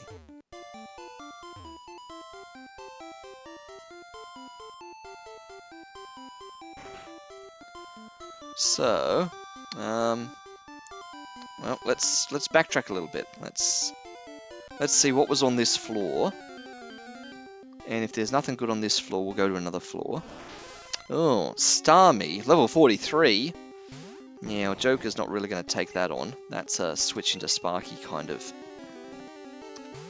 play.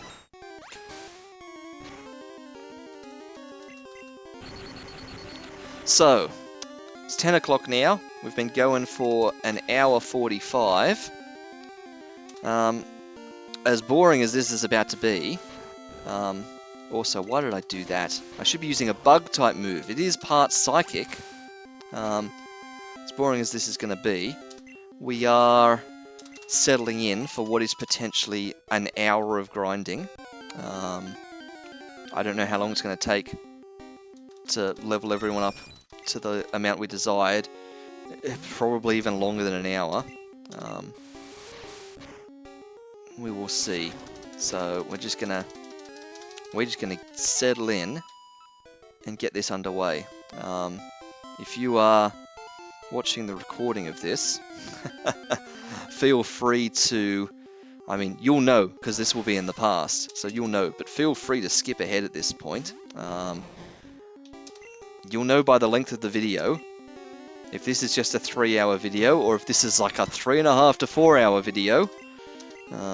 Then that's going to give away how long we're going to be here grinding for. So, nice, Sparky finally gets a level. Out of interest's sake, how long is it going to take to keep leveling Sparky? At level 52, Sparky needs 7,000. That feels like a lot. It'll be a lot better once I can stop swapping the Joker out. We just need Joker at a high enough level. Can you do a confusion on your own here? No, that's fine. You can take a hit. Maybe you could have done a psychic on your own, and that would have done that. But yep.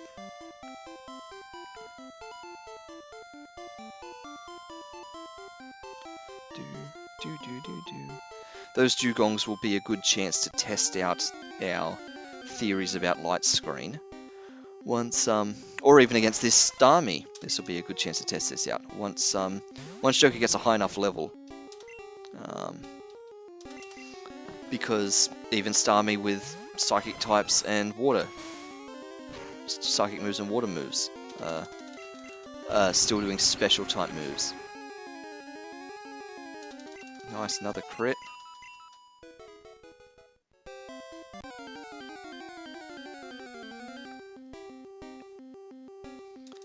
Ekans, perfect. Can we do just a confusion here? Or does this have to be psychic as well? Nope, oh well, it was a crit, so we may not know.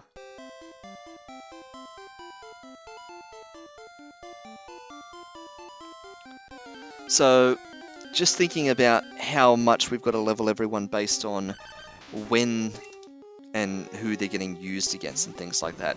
Joker is only getting used against Agatha, really.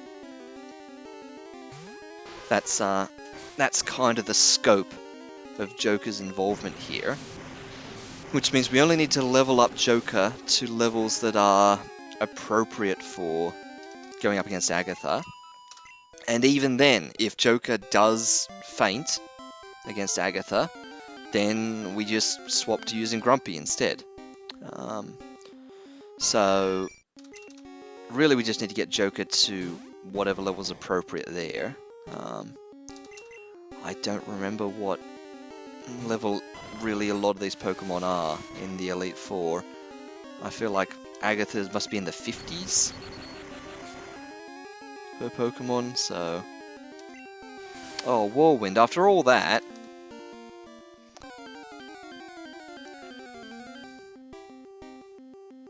Oh, and a Magnemite. Okay. Can you do that on your own, Joker? 56 to 60, really? Oof. I mean, the Elite Four tend to be higher level than what I tend to anticipate. I don't really know why. I really underestimate the levels of the Elite Four, but I guess that was evident from our first playthrough. In our vanilla run.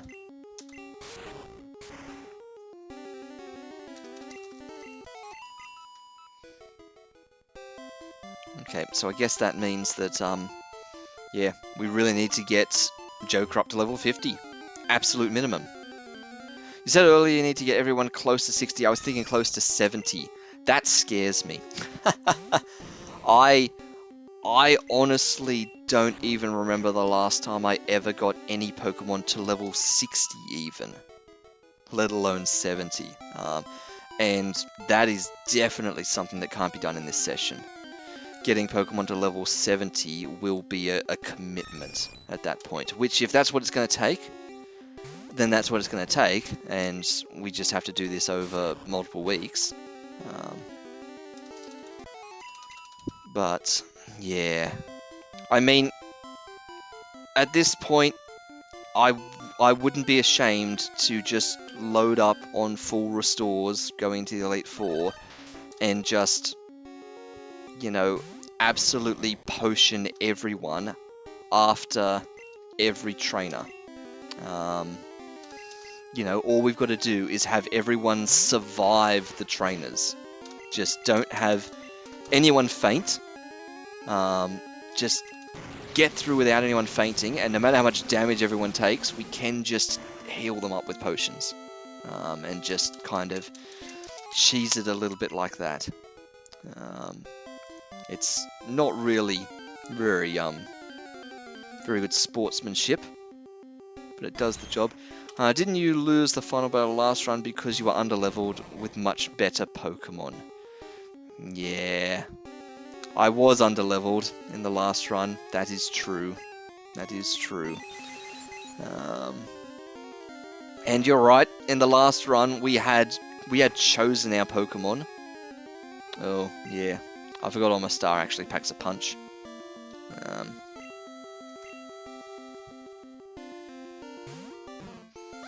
Whereas, yeah, this run we've got the good enough team. They're not the best, but they're good enough. Oh, Omastar's part rock type. Alright, Earthquake it is then.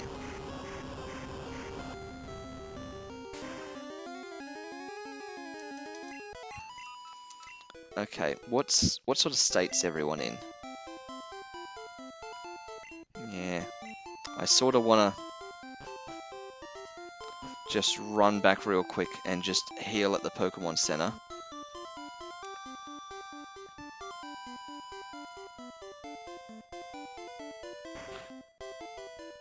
I mean, I could potion everyone, but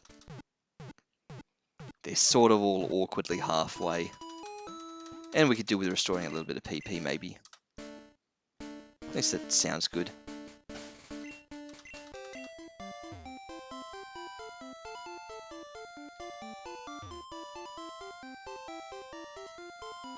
And it's not that far to the edge of the cave there.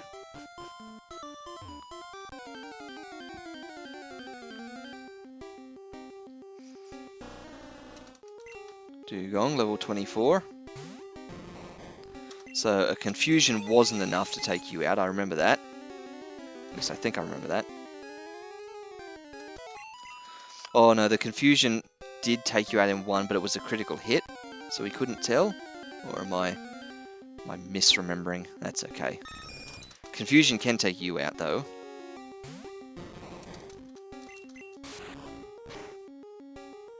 Do do do do do.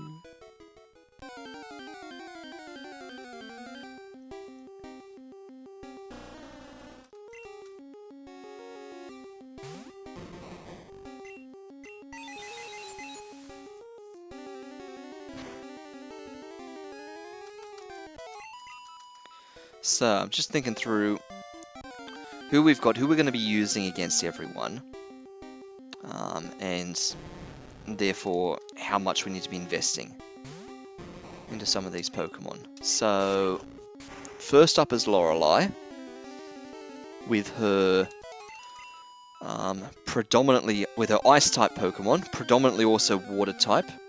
That's going to be dealt with by Sparky using Thunder on everyone, which is going to annoy me because Thunder only has a 70% accuracy, which means at least one of these Thunders is missing over the entire course of dealing with Lorelei. That's just a guarantee with our luck. Joker's trying to learn Meditate. You don't need to learn Meditate. No, abandon learning Meditate. Right. How much XP are you actually needing these days? 4,500 to get a level. Seems like a lot, but it's not as much as Sparky. Let's see how much you get from Pidgeotto. I think they're like 200 and something, isn't it?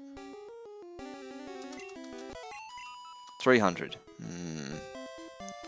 So we're looking at somewhere between 10 to 12, 10 to 15 Pokemon to get a level up here.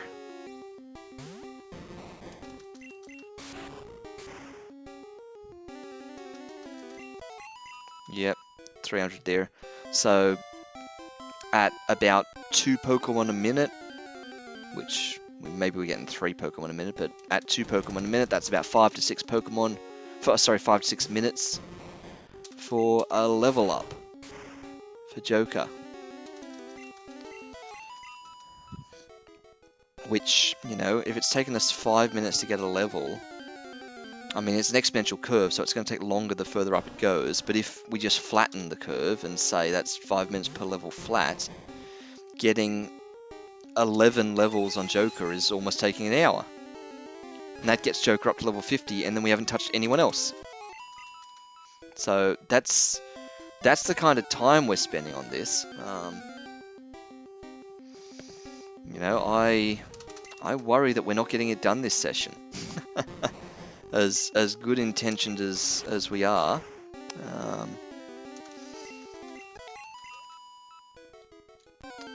But I mean, it could go to a different floor. See what Pokemon are on the other floors. That could just randomize this a little bit differently. I mean, the nice thing about this floor is there appears to be no Clefairies here. So there's none of them to have to run from. Although sand attacking Dugtrios is annoying, especially when they start digging.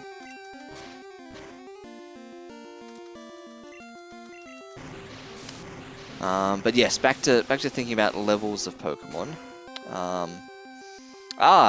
Someone's been trawling through the archives. Last time you beat Agatha with a level 52 Kadabra. And the final battle, the Pokemon you actually used were 52 to 59 the second time.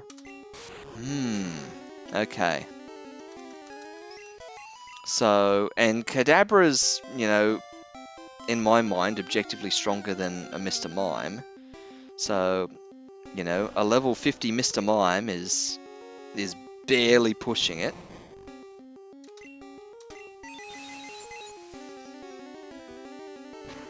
And the thing about Kadabra is Kadabra can use Recover, can heal itself up. Mr. Mime requires potions, but that's not really a big difference, I guess, because it still uses up an entire turn. There's the Starmie again. The big level 43 one that hopefully gives us loads of XP, but it does mean we have to share with Sparky.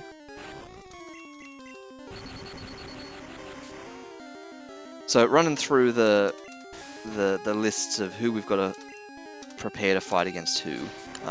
Sparky goes out against Lorelei, using electric type moves against all the water type Pokemon, with the exception of the Jinx, Psychic type, and if we use Bug against Psychic, that works well.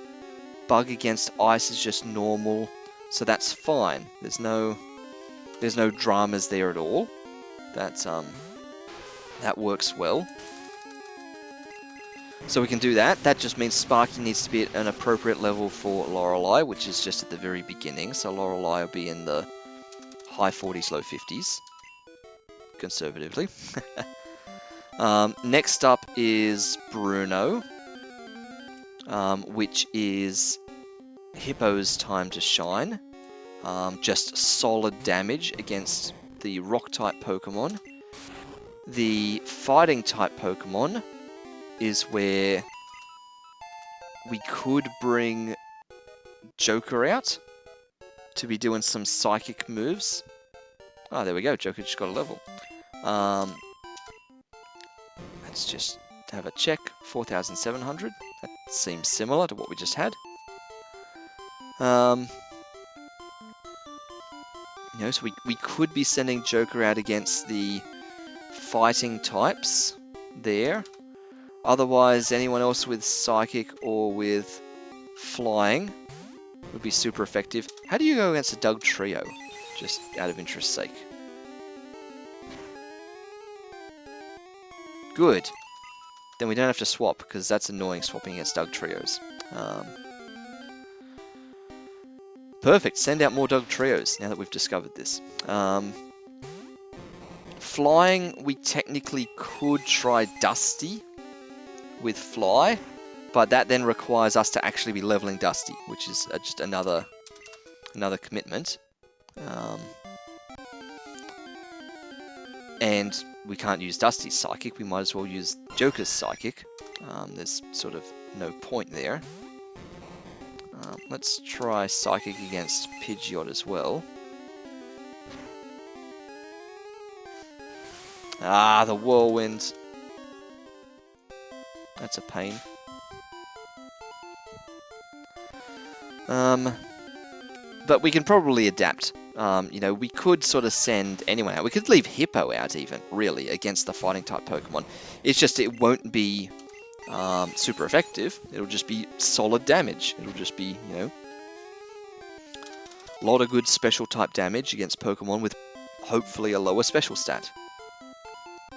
So that's okay. We can totally do that. Hippo can just run a clean sweep all the way through Bruno. So that's fine.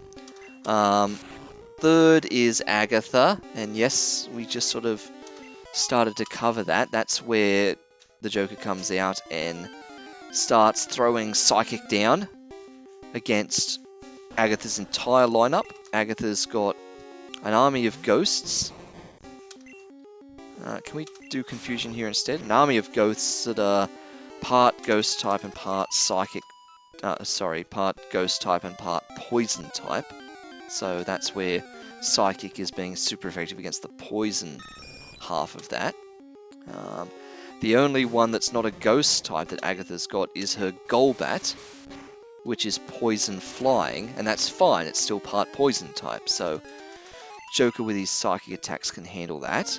So we just need to keep Joker healed up and alive long enough to last through that.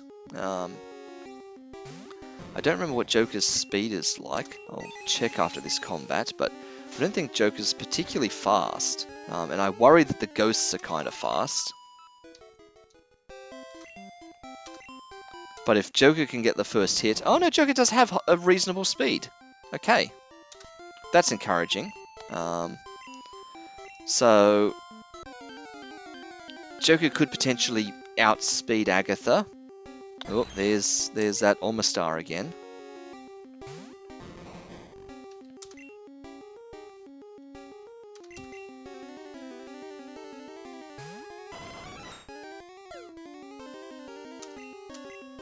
I'll go Thunder Shock. Bit of support in the chat there. The original run where you lost took me a while to find it because it was in the second last week. You tried to squeeze it in the end of a run. Who would do such a thing? Who would try and rush through the Elite Four and squeeze it in at the end of a run just so it doesn't go over an extra week? It's not like we're going to make that exact same mistake right now, is it?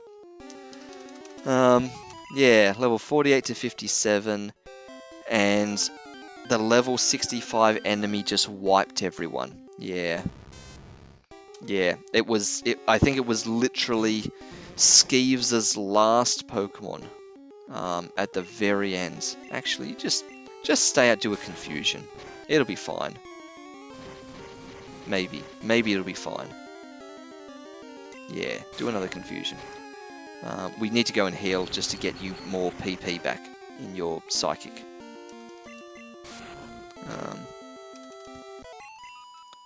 Oh, nice, another level. Great. Yeah, it was... Well, what did we pick? We picked Charizard, or Charmander, in our vanilla run, which means that Skeeves would have had a Blastoise, and yeah, it would have been a level 65 Blastoise with really high defense, would have just slowed us down, had a real hard time actually getting through it. And yes, if memory serves, we got super close. Like, we got that Blastoise down to red bar or something. And just fainted on our final Pokemon. Which we could do this time. You know, if that happens, if we get down to our last Pokemon against Blastoise, so be it. We just have to actually win this time. And not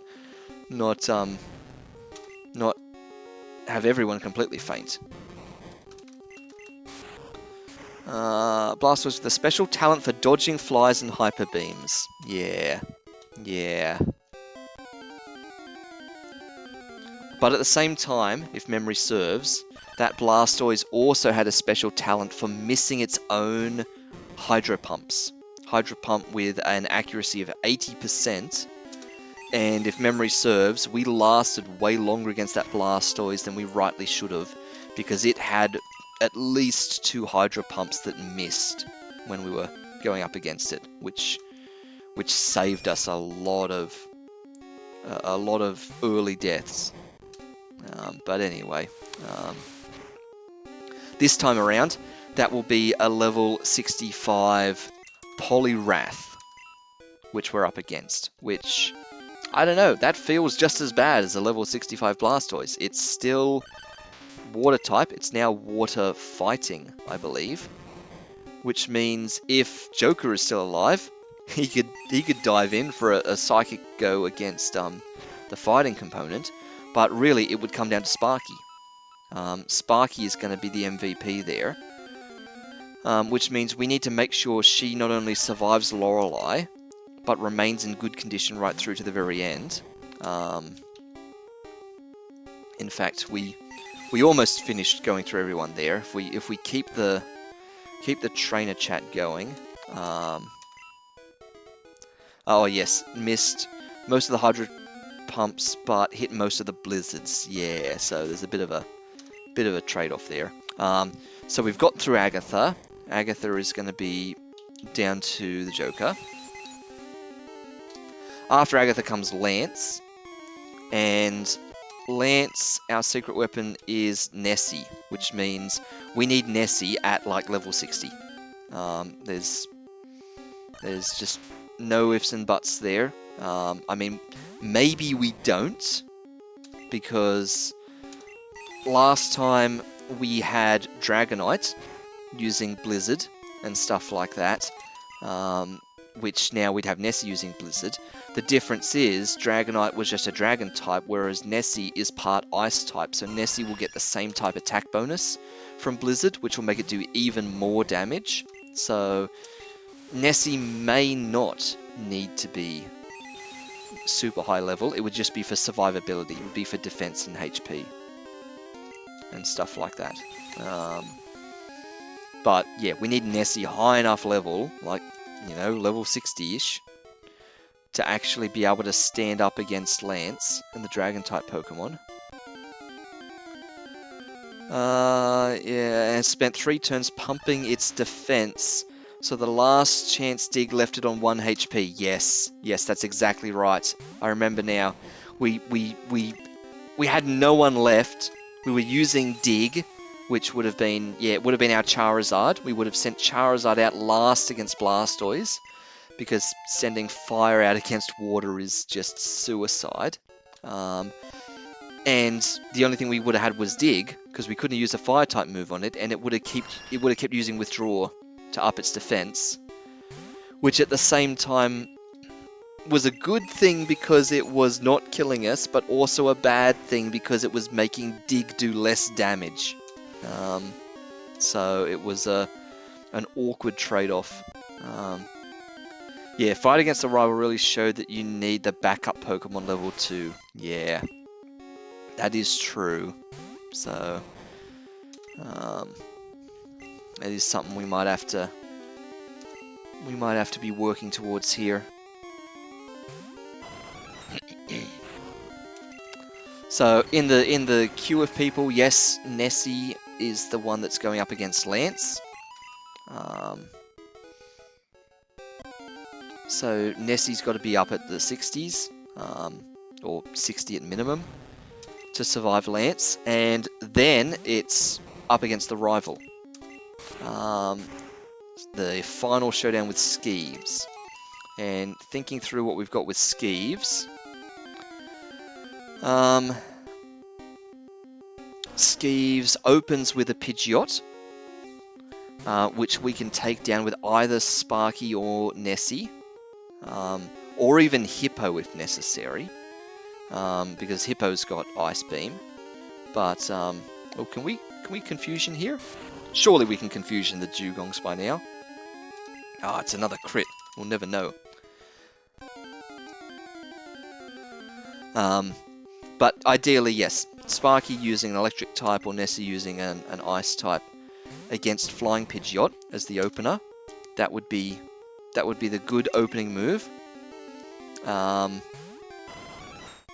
there is I can't remember the exact order, but there's a Rhydon, I think is next maybe, which that's just straight use water against there. Water does 4 times damage. So if Nessie happens to be out, then we can use Nessie again with a Surf or a Hydro Pump, depending upon how lucky we feel. And that would take out a Rhydon. Then we've got an Alakazam. And we could chance the Sparky for Alakazam, but I would have to say that at that point, that would be Grumpy's turn to come out against Alakazam, because Grumpy has literally not been out against anyone in any of the earlier fights. We just never brought him out. He's the backup for Agatha if something happens to Joker, because he's got ground-type moves which will be good against all the poison types, with the exception of the Golbat, because we can't use ground against the flying Golbat. Have we still got any Psychics? No, we just literally ran out then. That's not good. That's not good. We're going to have to switch, and they're going to Whirlwind, and they're going to run. Yeah, see. Okay, we need to go back and just heal up Joker's PP.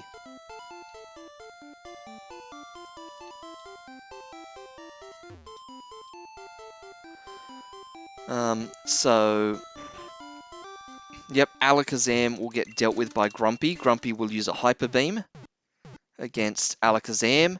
Hopefully take that down in just 1 hit, because Hyper Beams are just the kryptonite of Alakazams. So as long as it hits, we're good to go. So what have we had? We've had Pidgeot, we've had Rhydon, we've had Alakazam. Then we go to the elemental ones. There will be a Gyarados that comes out. And for that, that's Sparky through and through. Because Gyarados being water flying will take 4 times damage from electric. So Sparky will just use Thunder. And Sparky will definitely not miss the 70% chance of that Thunder. And we will be fine. So that will take down Gyarados. And then it's Executor, the one that we were hoping we would get, and instead we got Joker. Executor being Grass Psychic means that realistically we're going up against the grass component of it. And so we should be doing that with, again, Nessie, with her Ice-type moves, having survived Lance. If something goes wrong, Hippo is the backup there, because Hippo also has Ice-type moves. It doesn't sound like that would be a good play to send Hippo out against the part Grass-type Executor, but I'm fairly sure that Executor doesn't actually know any Grass-type moves. Like, it's only Grass moves it knows the status effect ones, like Poison and Sleep and stuff like that. I'm pretty sure Executor doesn't actually have Vine Whip or Solar Beam or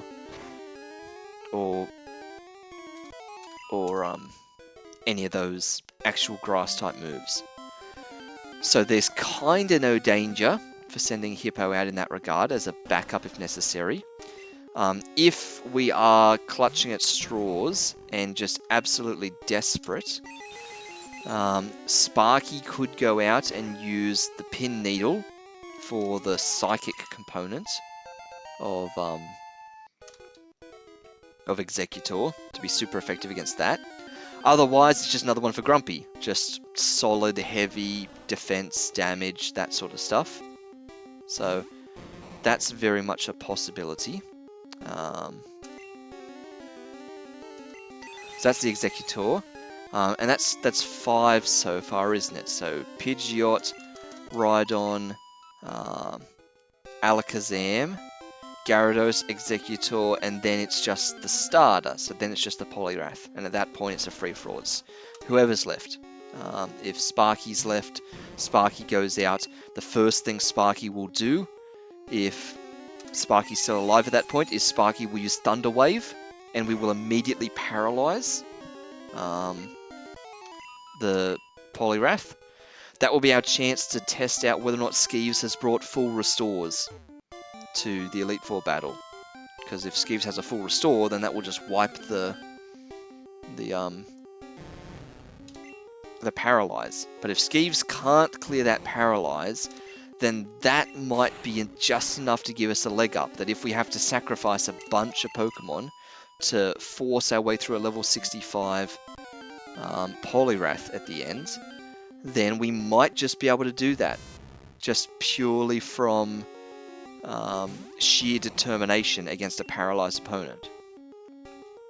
So I think that's the play there. As you can see, Grumpy never got much of a specific look in apart from hyper beaming the Alakazam. So Grumpy is going to be just a solid fallback if things go completely wrong. And we need someone to just step in at some point.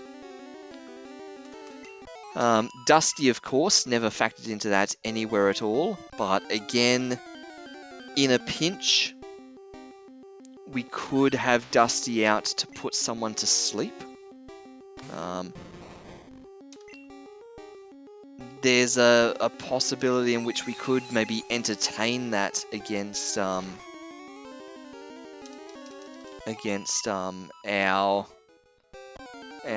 Poliwrath friend at the very end.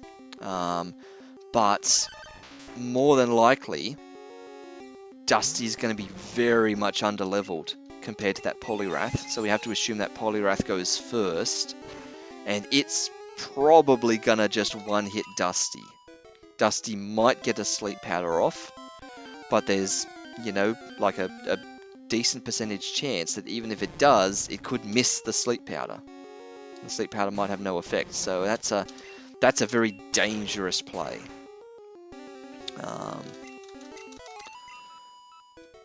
Another interesting option that I haven't played around with, and which we might seriously consider, is the TM that we got from Koga. TM6, Toxic. If we're going to get stuck in a combat that we might be looking like we're never going to win, then Toxic would be a really good poison move to throw down early, just like having Sparky try and paralyze the Poliwrath.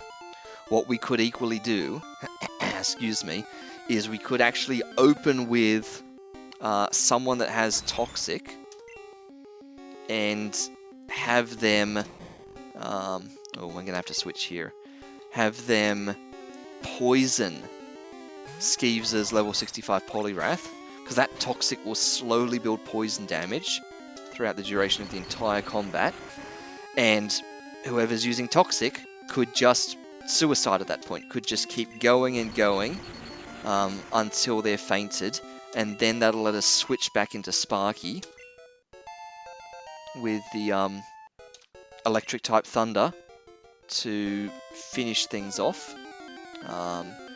Again, if Skeeves has full restores and can heal, can clear poison, that's going to be super annoying because it'll mess with Toxic. But I am very much considering that as a play here, and it turns out there is someone on our team that can learn Toxic, and fortunately it is also someone that has spare move slots up their sleeve, that doesn't really have better moves that they could be you know, using for other things. And wouldn't you know it, it's Joker right here. We could replace Double Slap with Toxic because we don't need Double Slap. We could also replace Light Screen with Toxic, but you know, there's some interesting possibilities there that again are sort of never going to happen. But you know, we could do a Toxic there. I'm 90% sure we're going to. I'm 90% sure that I'm going to teach Mr. Mime Toxic instead of Double Slap. The other interesting thing that we can teach Mr. Mime is Thunder. We've got a TM for Thunder. If you had Thunder right now, we could take out this Starmie. It just gives him a little bit more versatility, and someone else having Thunder would be really good against a Poliwrath. Against our rival's final Pokemon. We could teach Thunder to a bunch of people. I mean, we've only got one Thunder to teach, but I'm pretty sure Grumpy can also learn Thunder. Which would be interesting, because Grumpy's going to have a lot more survivability than Joker. But if we did that, if we did teach Grumpy Thunder, we'd have to replace one of Grumpy's other moves, and we're between a rock and a hard place there, because Grumpy has got Strength, which we can't replace, Hyper Beam, which we won't replace, Earthquake, which we probably shouldn't replace, but could, and Rest, which on the surface, Rest is something that it seems like we shouldn't replace, because that's the whole signature move of Grumpy, right? To use Rest to fall asleep, which fully recovers all of his HP, and it clears all of his status effects, so poison, paralyze, all of that. However, that's also exactly what a full restore does. The ones that we're going to be purchasing hundreds of before we go to face the Elite Four.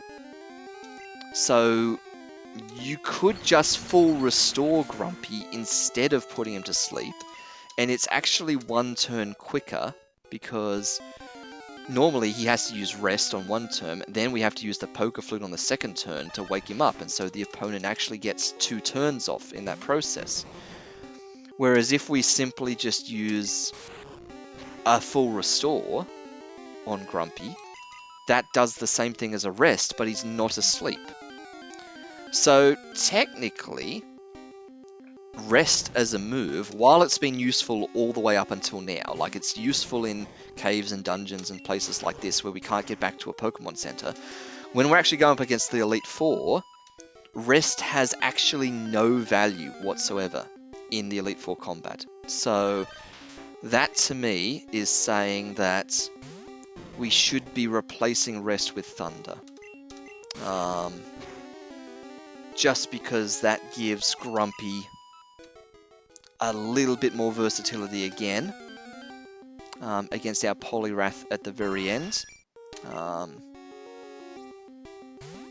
And he's just sturdier. So if we get down to the very undesirable situation where every single Pokemon faints and it's just...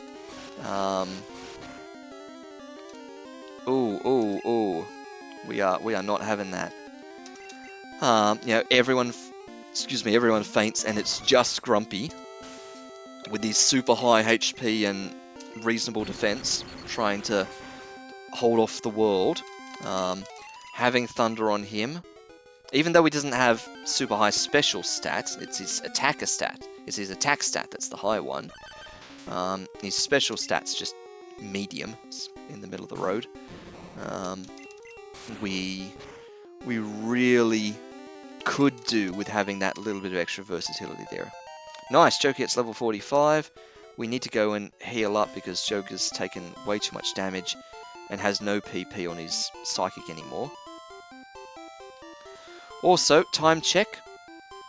We've been going at this for a solid half an hour, I'm pretty sure. And in this entire time, all we've been doing is leveling Joker. We are kind of keeping the pace of what I said. We've gotten... Remember I said it was about 5 minutes for a level on Joker? Well, we've given Joker 6 levels since that point. He was level 39. So, 6 levels higher at 5 to 6 minutes. That's half an hour. We're doing exactly what I said, which means, yeah, we're going to spend this entire session getting Joker up to level 50. And then, well, we've got Nessie that needs to be up at 60. That's 20 levels.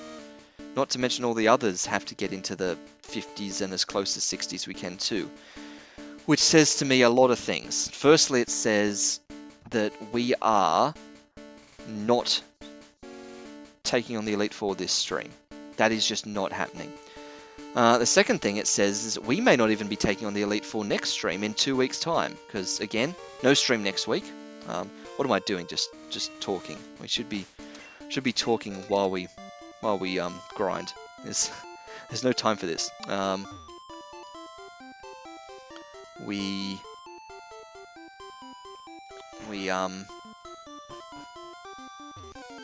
Yeah, we're not streaming next week. Next week, taking a week off, and we'll be back in 2 weeks with more of this. For the unfortunately sort of continuation of the grind here, what I am not entirely unopposed to, for that possible double or even triple negative, depending on how you read it, is doing some off-camera leveling. Just because there's going to be a lot to go through here. That being said, if in 2 weeks' time we come back and all of a sudden all my Pokemon are level 70, and I'm just like, look at my level 70 Pokemon, then we go and take on the Elite Four, and we're done and dusted in, you know, half an hour. That's going to be a short and not boring. It'll be exciting for sure, but that's going to be a short stream comparatively. So, you know. But that being said, if we really are trying to get people up into the 60s, this is going to take time. Plenty of time to discuss the next game. That is true. That is true. That being said, I do have a small queue of games that I've been slowly thinking about as to where we're going next time. So I guess the discussion could happen now. On some level, I was also going to keep all these a secret and not divulge what games are in the queue for things that are coming up. Just, you know, to keep everyone excited. Except won't be here in 2 weeks, so you'll miss it. Oh no. Oh well. We shall see. We shall see. Excitement can always be relived. The streams do live elsewhere, but I do have some games in mind for Sharky Goes Retro in the near future. We ought to leave Pokemon behind. Not because I've grown tired of it, although that is a factor. But this isn't just the Pokemon channel. As fun as this is, it was exactly the same when we were playing Heroes of Might and Magic 2 at the start of the year, and all of a sudden we developed quite a following. I had, you know, between 5 and 10 people showing up for those streams every week, and it was quite exciting because there was suddenly a small, you know, community of people out there that were keen to watch Heroes of Might and Magic, and it was fun, and that inevitably had to end when we got to the end of the campaigns and sort of finished what the predetermined plan was for there, and that's when we moved over to Pokemon. And I think we probably kept everyone around for probably 1 to 2 streams of Pokemon, and then the main crowd kind of drifted. Now we've got all the keen Pokemon watchers who are here with us. How can you go against the Omastar? Are you tough enough for that now? Yeah, 2 Psychics will do it. Just don't take too much damage from a Horn attack. This should give you plenty of XP. Save switching out. Yeah, 1,100. Look at that. That's great. So yeah, we had to switch. We started doing Pokemon. The crowds rotated. We got fresh blood here in the streams now. A new set of interested viewers. And Pokemon went a lot quicker than Heroes of Might and Magic 2. I remember justifying it at the time by saying that I think we did something like 13 or 14 streams in the series of Heroes of Might and Magic 2. And when we finished Pokemon Red for our first playthrough, it only took 8 or 9 streams to finish that. And I remember thinking, wow, that's over quick. That was a lot less involved in completing that than there was in completing Heroes 2. And I was having a lot of fun with Pokemon Red, having come back to this after so long, and was keen to try this randomized Nuzlocke, because this is the thing you do. You basically can't find anyone playing something like Pokemon Red on Twitch these days that isn't doing some sort of a challenge, some sort of a challenge run of sorts. It's got to be fresh and exciting. It's too boring if it's just plain old Pokemon. So that's why we're doing this now. But now this means, yeah, it's time to move on to another game. Does this mean we're up to Heroes 3?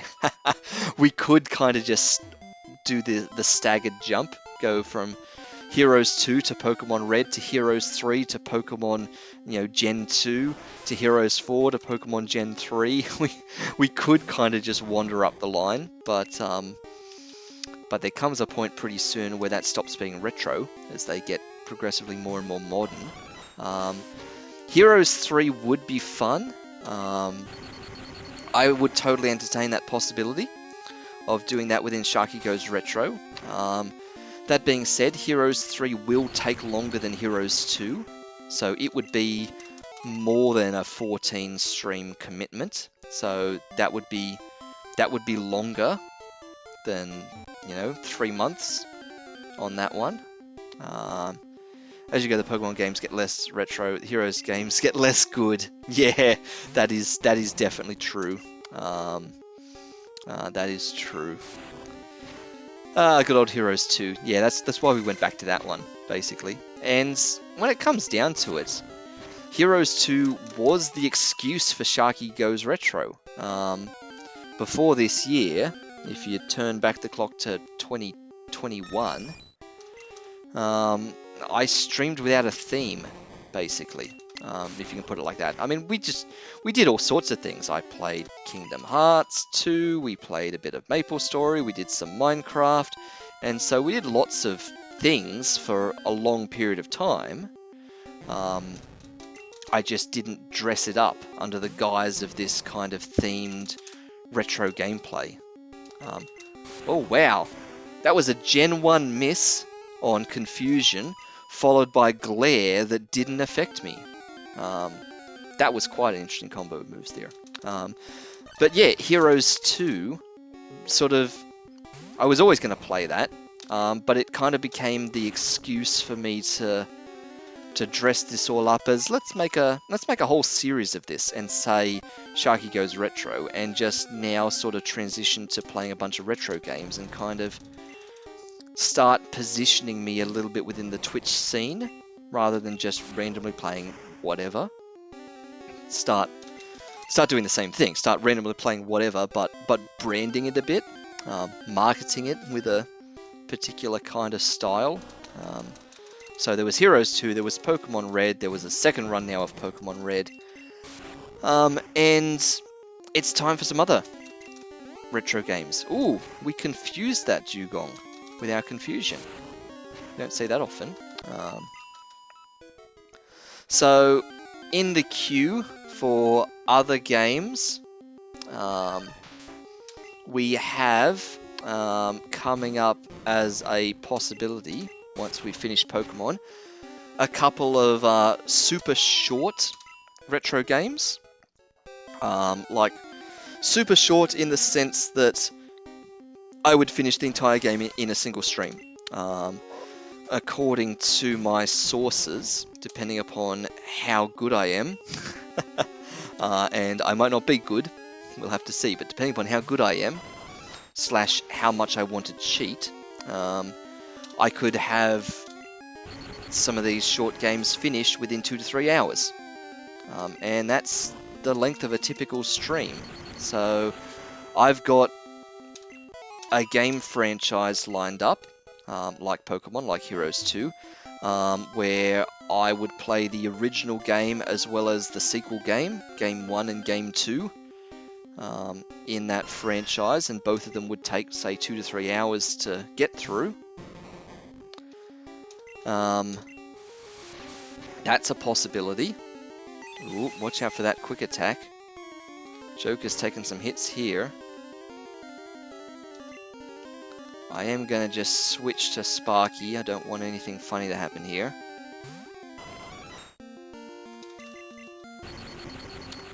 And we'll just go heal up, just so... Oh nice, Joker gets to 47. Joker's trying to learn Substitute. We could learn Substitute as a weird defensive sort of play, but not worth it. It's not worth it. So no, we're not going to learn it. Nice, and Sparky gets a level, unexpectedly. So, 2 short games. Game number 1 in a franchise, followed by its sequel, game number 2 in the same franchise, as a possibility. 2 super short games coming up straight after this, just for a change of pace. You know, we've been playing these long play games where, you know, we've been running, you know, 8, 9, 10 streams. all on the same game, which is fine. It's good to kind of settle in on a game and get a bit of continuity and all that kind of stuff. But switching to something a bit faster within the retro brand might be nice for a week or two or three to go through and do a short one in the mix. So we might do that in a fortnight or so's time when we get through here. That's on the queue. And it's a change in genre as well, because we've sort of developed a bit of strategy genre here in a sense. Heroes of Might and Magic 2, of course, just turn-based strategy, RPG kind of style. So there was definitely that. And I've been playing this, I've been imagining this as a strategy game. You know, whether or not you actually class Pokemon as a strategy game, but that's how it's been feeling to me. And so it's got that same sort of similar careful, methodical, overthinking vibe to it as Heroes 2 had. So the benefit of switching to one of these super short franchises next after we're done with Pokemon Red is that it'll be a complete palate cleanser. It will be a difference in time. It'll be a short run through game instead of a long play, and it will be a just totally different genre. It's not going to be as much about strategy and carefully, slowly thinking through options. It's going to be a faster experience. So there's that in the short term. Beyond that, the next one that I've got lined up takes us straight back to the strategy genre again. Maybe that's just betraying my kind of taste for some of these games. And I guess, yes, it's retro games. Maybe that's just because that was my gaming experience growing up. It was playing turn-based strategy games or real-time strategy or things like that. That was sort of how I cut my teeth on early video games and things. So after Pokemon Red is done, after we've done a short palate cleanser of some streams in a quicker franchise, it'll be then time to settle back in to a longer running strategy franchise again. This one will be another one, just like Heroes 2, where we jump into the sequel of a franchise. Classic jump into game number 2, because, I don't know, for some reason that's where things tend to peak. First games are good, second games are even better, and then, depending upon what the franchise is, sometimes they continue to get even better, sometimes they continue to drop back off. But this other strategy franchise has a good second game in it that is a solid retro game that I'm prepared to commit a good length of time to. And that will take us well into next year. By the time we're done with this and we're done with our short interlude, we'll find ourselves in October. October, November, December will easily get taken up with this next strategy game afterwards. And then, as we move into 2023, Happy New Year, everyone. It's 2023 then. That's when I've not got as much definitive stuff mapped out on the calendar. There are definitely other games out there that I've got a keenness to play, but I haven't thought about when I would play them, what order I'd play them, if I'd even stream them, or if I'd just play them recreationally myself. But there are definitely other games out there. I think it's no secret to say that the Minecraft bug continues to itch. I would love to go back to doing a bit more Minecraft streaming again at some point, because that is just a good solid game to stream. It's also a game where I can not so much not pay attention, but you know, there's a certain therapeutic value that comes with Minecraft. Takes a little bit less intensity, a little bit less sort of you know, focus, depending upon what you're doing and how you're playing it and stuff like that. Kind of like this, where there's just the mindless grind of me chatting and stuff like now. Minecraft is something that I've always been very easy to just play and to chat over. You know, it's a very casual one to do. Can be very technical, can be, you know, depending upon what I choose to do within it. It could be very hectic, so I'd have to say somewhere within 2023, whether it's, you know, January, February, or whether it's just later in the year, somewhere in 2023, there's got to be Minecraft coming back. The trouble with that is it's difficult to swing that as retro. So if that happens, if Minecraft does resurface, it would either be because Sharky Goes Retro takes a hiatus, so that I've just got an excuse to play Pokemon, not Pokemon, an excuse to play Minecraft again. Or I find some twisted way to play some sort of challenge run of Minecraft in a very retro style,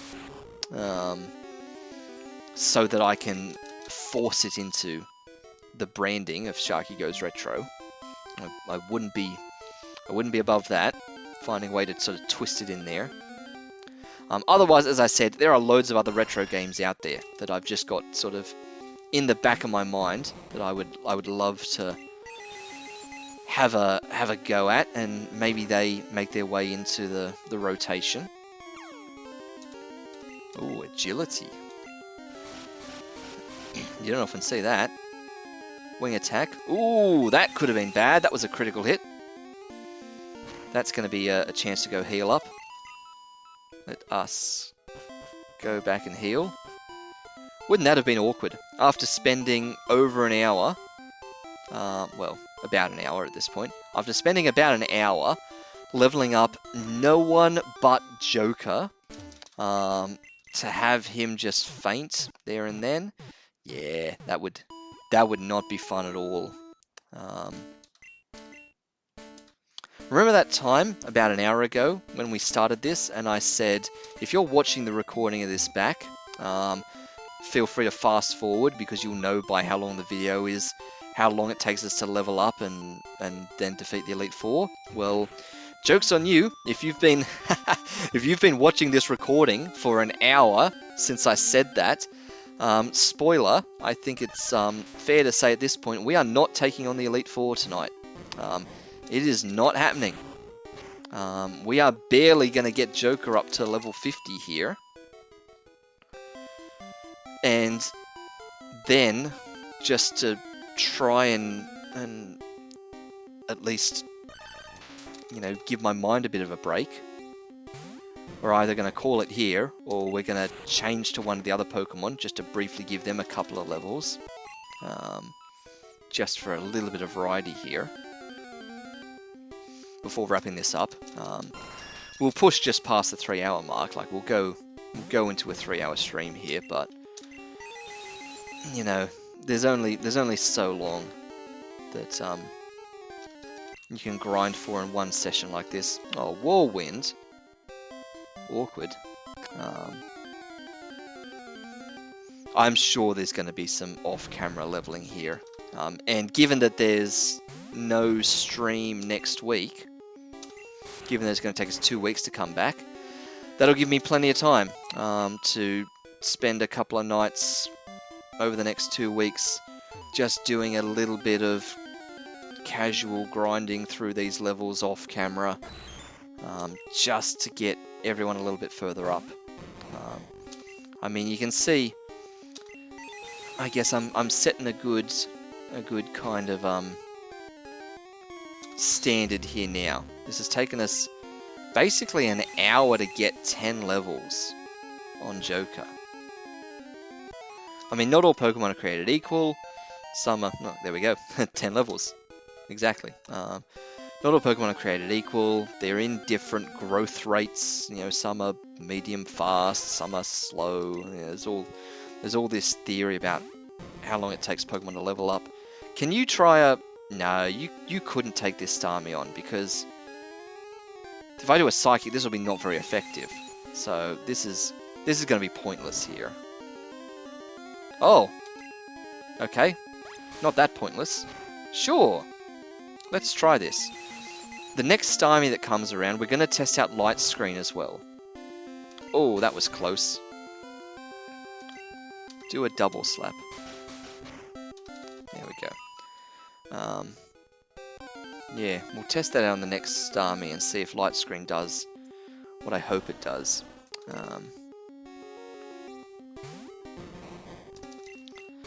Forgotten briefly what I was saying. Yes, plenty of nights over the next fortnight to just, you know, spend an hour giving someone an extra 10 levels. And what, if I do that on 5 or 6 nights, that gives everyone in the party 10 extra levels. Again, yes, that's what I was saying. Not that everyone grows at exactly the same rate, so 10 levels for one is not 10 levels for another. And again, they're all starting from different places. 10 levels to send Joker from 39 to 49 is very different to 10 levels to send someone like Sparky from 50 to 60. You know, that's very different. That's going to be a lot slower. Not to mention that maybe there's a better floor than this one here. I mean, lots of water Pokemon here, which will be great for Sparky. But yeah, whether we go to a different floor in Victory Road here for any of the others, just to mix up the variety of Pokemon. This would be good for Sparky too, Pidgeottos. This is great for Electric type. So we definitely need to teach Grumpy Thunder as well then. Just for the purposes of leveling up in here.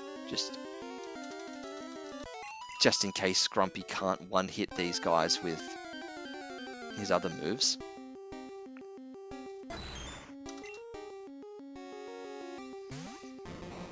Omastar. Ah, I didn't notice that one in the chat there. Trying to think of good retro strategy games that are number 2, and there are too many. Yes, there are a lot of good old games out there for which the second one in the franchise is a good game. So and in the strategy genre as well. So it doesn't necessarily narrow it down much. This is rural gnome land, right? Yes, I'm just trying to remember Brawn Dodo's earlier comments. Yes, so Metronome land. Yes, so this yeah, Victory Road is Metronome land, because it's got the Clefairies. But yeah, they're not on this level. Right, exactly. This is rural gnome land here, this one, where we're on one of the other floors without the Clefairies. I can't remember. I think Victory Road's got 3 floors. So we just have to dodge whichever floor is the one that's got the Clefairies on it.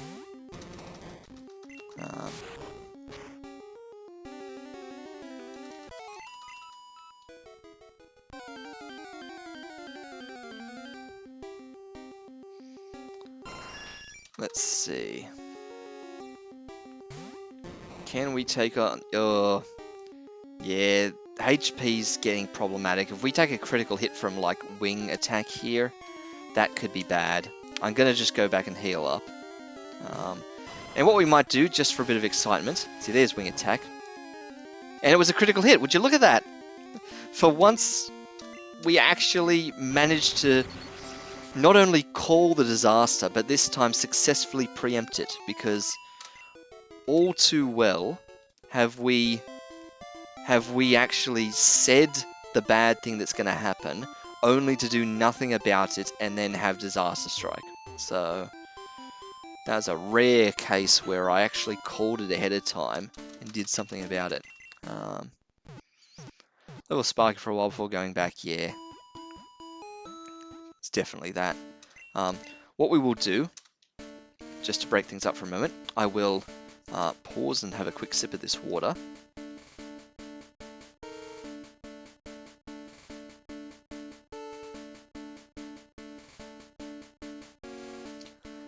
Because I've been doing a lot of talking. We will grab Toxic and Thunder and teach them to some people. Because we spoke about that, so let's do that as a thing. Also, yes, just in case anyone's going to bring this up, I am well aware that I have 10 rare candies. We might use them, but it's a waste to use them on low-level Pokemon, and you always get more benefit out of that at higher level because you're overcoming more of a XP hurdle. So we shall see. That's a thing that can be done. Also HP ups and stuff like that. Yeah, we'll literally wait until the moment right before we go to take on the Elite Four before we do that. What am I looking for? TM6, I said. TM6. And Thunder was TM25.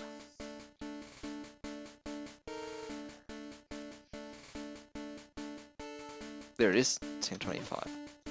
Okay, so we will teach them to some people. TM6, Toxic.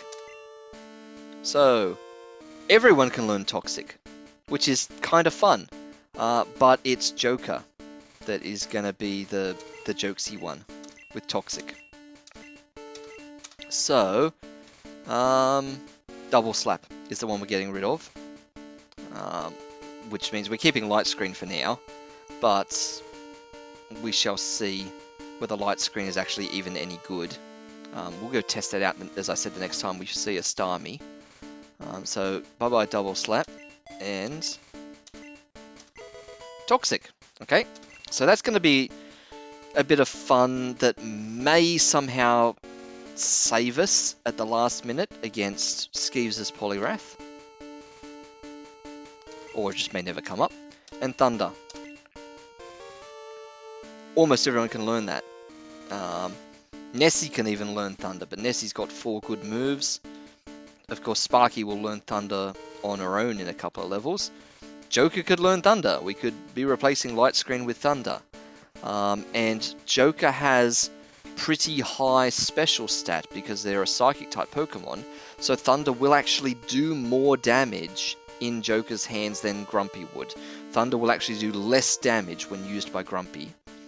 But the flip side of that is Joker is way too fragile with low HP, and Joker will probably just end up dying if we leave them in combat too long trying to use Thunder. At least Grumpy is going to be a little bit sturdier, and if we're having to send Grumpy out against the Poliwrath at the end, we could rely on Grumpy a bit more. So this is the moment where we override Grumpy's signature move, and we get rid of Rest. We can't get rid of Earthquake because that's our only ground type move now. We've lost Dig. Popeye took Dig with them, so just like Dicey took Ice Beam. Was it Ice Beam? No, it was Thunderbolt. Oh dear. Yeah, just like Icy took Thunderbolt, Popeye took Dig. So that's gone. So Earthquake's the only one left. So it's Rest. Isn't Rest part of your strategy? It has been all the way up until this point, but Rest is not going to be part of the strategy against the Elite Four because resting followed by Poker Fluting takes 2 turns, and I could instead just use a full restore on Grumpy, which does the exact same thing as Rest. It fully recovers all of the Pokemon's HP, and it clears all status ailments, like Burn and Poison and Paralyze and Sleep? Yeah, and Sleep, I think. Does it? Does full restore get rid of sleep? I don't know. I can't remember, actually. Not that it matters, because no one's going to be putting Grumpy to sleep. So that saves an extra turn there, which basically means that rest is a move that Grumpy doesn't actually need anymore. So it was useful in the caves and in the forests and tunnels and dungeons and towers and all those sorts of places where it was difficult to get back to a Pokemon Center and difficult to go back and heal up. But we're not going to be doing that in Elite Four anyway. We're not leaving to go heal up. We're just going to be using items to heal up. So in that sense, rest no longer serves any purpose. I mean, we could be resting while we train up in Victory Road, but nah, we might as well just go back and heal up and all that kind of stuff. So we will override rest with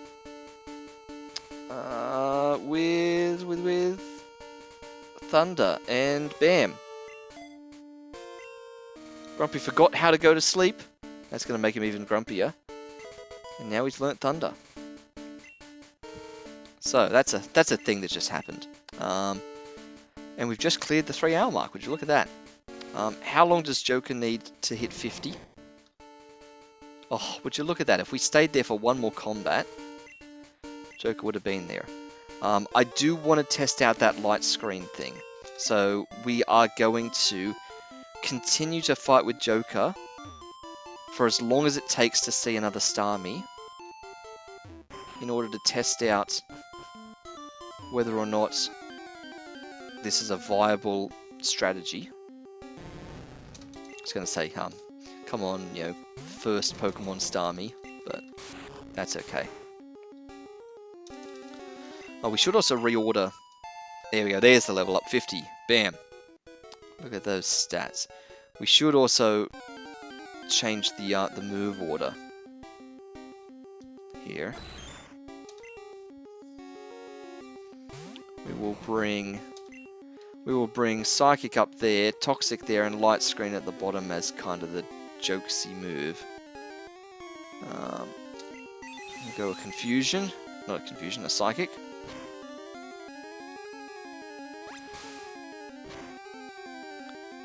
And one more, just for good measure.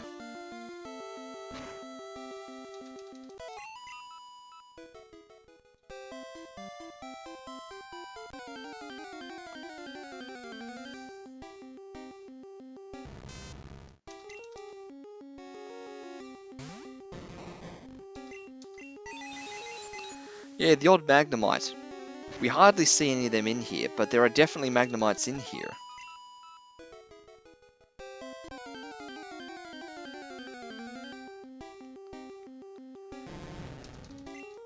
Good number of Ekanses though, unfortunately, because they don't provide really a lot of XP.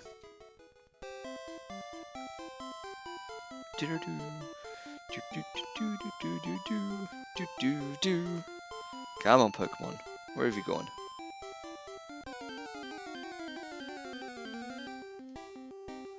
Oh, not another Ekans.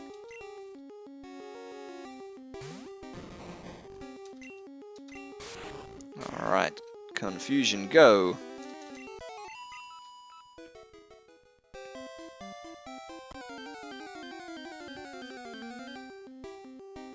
Another Magnemite. I think that last one we did a Psychic against was a critical hit, so here's our chance to see if it's a one hit without the critical. Yep, indeed it is. Okay. And 500 XP from the Magnemite, so they are preferable to an Ekans. Doug Trio. What's your XP like? Yeah, 500 as well, so you're as good as the Magnemite. You're also preferable to the to getting the Ekans.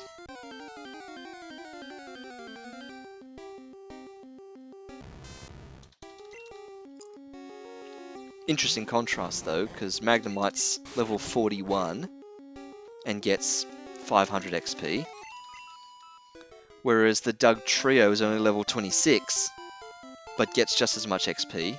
I guess the difference is because the Doug Trio is the evolved form of its Pokemon,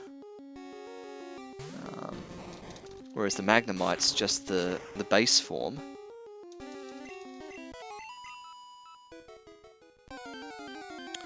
Which makes it interesting actually, because with this being a randomized playthrough here, all these Pokemon have just been randomized to something else. But in their original varieties, back when they were unrandomized, they would have been tough Pokemon. Like, they would have been all the exact same levels. They would have been some things at a level 26, some things at a level 22, like this guy, some things at a level 41, like the Magnemites. Like, they would have all been those appropriate levels, but they would have been Magmar and Graveler and Onyx and whatever else is Rhyhorns or Rhydons and stuff like that. Whatever else the big Pokemon are that would be in here, and as a result, I'd be getting more XP from them because they're tougher Pokemon.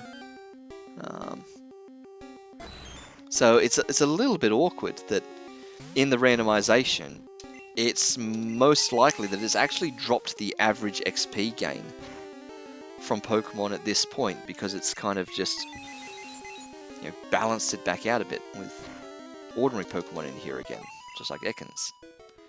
Omastar's always a good one. I mean, it takes 2 hits to take out, but 1,000 XP, that's well worth it. At this rate, we're gonna end up getting Joker to level 51 without seeing another Starmie, so I won't even be able to test my theory here.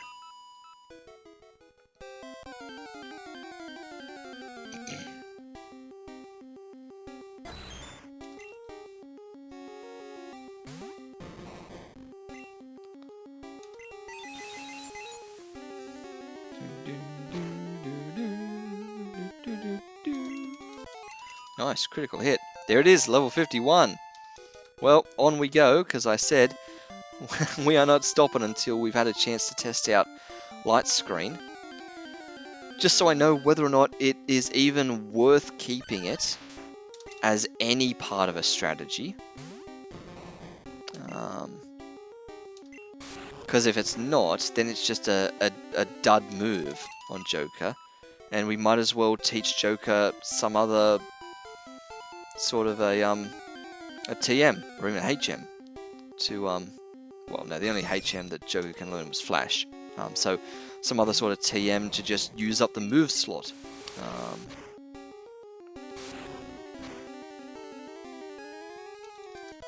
So we will see. Something for me to research over the next 2 weeks. Was that on this level? What, the Starmies? I sure hope so, because this is the same place that we've spent the last hour and a half running up and down, so they shouldn't be anywhere else.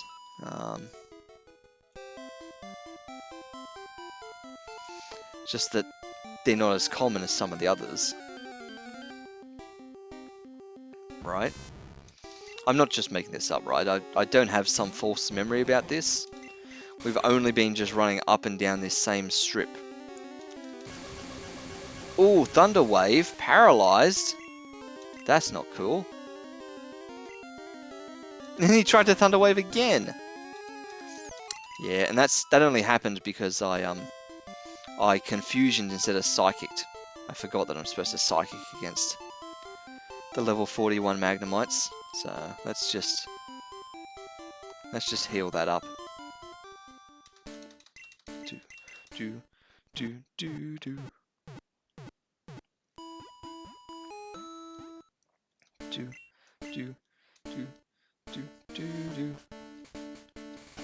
Back on the bike we go for the cheery music again.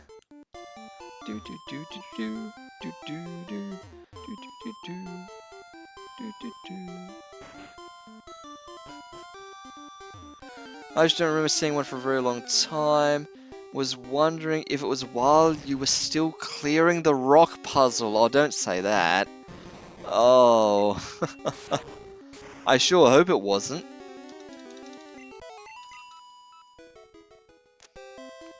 Okay, if we get Joker up to level 52 and we still haven't seen a Starmie, I will go to yeah, I will go to Metroland and we'll go looking. I was sure it was here, but maybe it wasn't.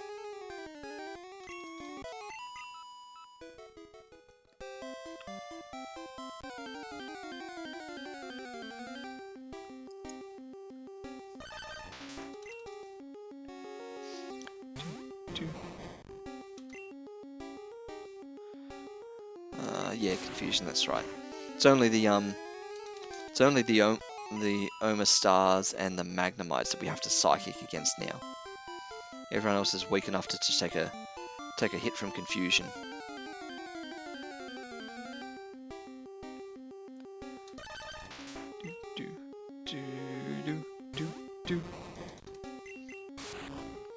I'm just see how Joker's HP compares to the others. Now that he's up to level 51. I mean, obviously he's got half the HP of Grumpy. 51 puts him, you know, near Hippo and Sparky. Hippo was the one that we were always notoriously saying has low HP. And at 53, yeah, Joker's even lower than that. Also, in some hilarious twist of fate, Dusty, at level 41, has the same amount of HP as Joker at level 51. Joker is 10 levels higher than a Butterfree, but only has the same amount of HP. That really goes to show just how low HP a Mr. Mime actually has. That he's only just as sturdy as Dusty. In terms of hit points there. That's awkward. So, yeah, Mr. Mime is not staying alive in combat for very long at all. You know, once he's up against someone, he basically needs to be able to live longer than 2 shots, basically. If he's dead within 2 shots, then we get stuck in an eternal cycle of healing. Yeah, he needs to be able to one-shot opponents, or if he can't one-shot, he needs to not die in 2 hits. Because if he dies in 2 hits, then that just means he gets hit once by the opponent, and then I'm caught because I have to heal him. Because if I don't heal him, he dies on the next hit. So then I have to heal him. But then he gets hit again, and goes down to half health again, and just needs to be healed again. So he gets stuck in an infinite loop. So he needs to be strong enough to one-shot opponents, whilst also being able to take 3 hits himself before dying. Yeah, it might be where the Dusty Sleep Powder strategy comes in. Yeah, you know. There's definitely options here. Yeah.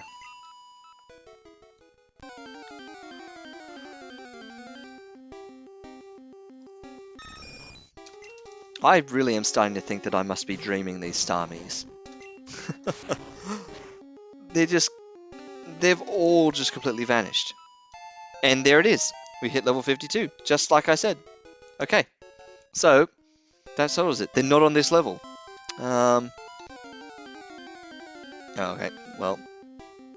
I was going to say, this better not be a Starmie. That would be like the worst kind of torture. The only other place that they could possibly be that I'm thinking of is here. In this tiny little bit here where we run literally the 2 squares from the door to that ladder, could we have encountered a Starmie in here on the way to that ladder? Well, we're in Metroland, so this is definitely possible. Joker surely outspeeds a Clefairy. 115 speed, yes. Which means surely there's no danger from a 1-hit kill to a level 52 Mr. Mime. The one-hit KO moves like Fisher can't land because of the speed difference. And even if Clefairy pulls off something insane like a Hyper Beam, just a high damaging move. Oh, you're right, self-destruct. Yeah. So, Hyper Beam, self-destruct. Let me just see, can I one-hit you with a Psychic? Because if I can, then there's no danger. Right, I can. No danger. Alright, so it would only be if Psychic does a Gen 1 miss. And then you'd have to combine a Gen 1 miss with also, you know, a bad roll on the Metronome. Like, Metronome could just be a Tail Whip. You know, it could just be anything. It doesn't have to be a self-destruct every time. This is so boring running in such a tiny space like this. More Clefairies. Can you take a Confusion? No, you can't. Okay, that's fine. So, oh, we missed! Oh, Metronome! Here it is! Here it is! Ooh, enemy Clefairy made a Whirlwind. What's that? What's that mean? Is that a, I think that's a 2-turn attack. Like Hyper Beam and like Skull Bash and like Solar Beam. I think that's a flying-based 2-turn. Which I'm not sure a Metronome can technically do. I think it would fail to do something on its next turn. But anyway, let's just use Confusion and end this. That was a surprise.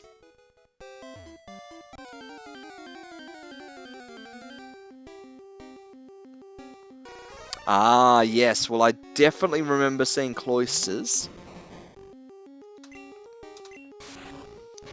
So, yeah, Whirlwind is a Flea move, but they didn't use Whirlwind because it would have said that. Instead of saying the name of a move, instead of saying Clefairy used Whirlwind, which is what it would say after Metronome chooses something, it just said Clefairy is whipping up a Whirlwind or whatever. It gave the field text of some sort of a field move happening. Which makes me think it was one of those 2-stage moves. Razor Wind. There we go.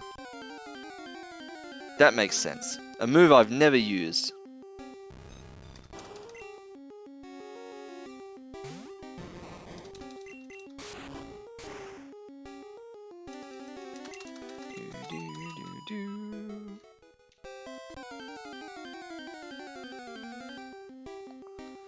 So, I guess the Starmies don't live here either. Since we're getting a lot of Clefairies and Haunters and Cloisters.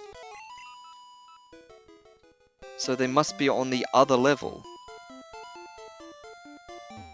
Wow, 80 power and normal type for Razor Wind. That's terrible for a 2-stage move. 80 power is the kind of thing that just Headbutt does. Well, Headbutt does 85, I think. Strength does 80. And these are all single-turn moves. That's not a good deal at all. And it's not even flying type, it's normal type. So it's not like it gains same type attack bonus. Oh, there's Weeping Bell. Let's get rid of you before you trap us again. Like you did before. I mean, I'm like 20 levels higher than I used to be. So...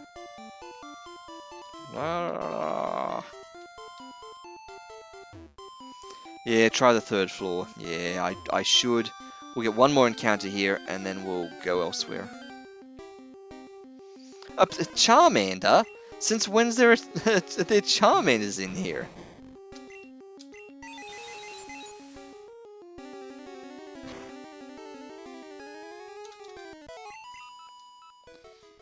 Okay.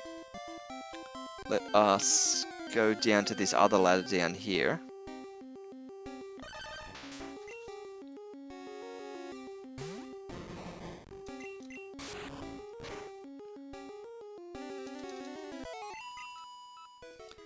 This should take us to the other floor. And of course to the dead end, which we can't go through because we haven't pushed that boulder there. Oh, wait a minute. This isn't the other floor. This is the same as the exit floor. Because I can see the exit just above this there. Yeah, there's the exit up there. So we need a different floor. Which means we have to push that boulder. Which I'm not sure I'm prepared to do, actually. Because if I push that boulder, we can't push back in here. We'd have to push all the boulders. Like, let me just do it. I can push that boulder to get through here. It'll still be the same Pokemon, we're still on the same level.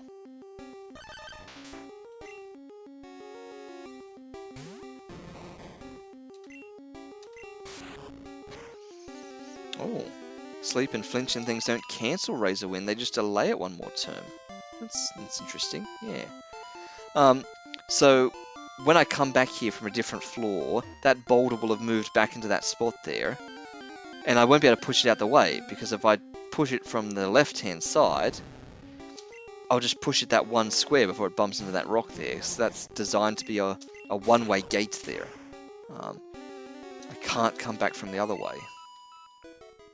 So I can only go through this way, which worries me, because if I go down here, this is the same floor. Like, this is the exit floor again. So, we're going to just pretend I didn't go down there. Yeah, just fly somewhere else for random grass to test it. I just need to test this against someone that's got special type moves. So, water was perfect.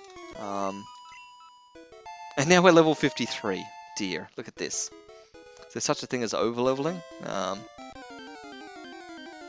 could just follow this through around here. And go to another floor just this way.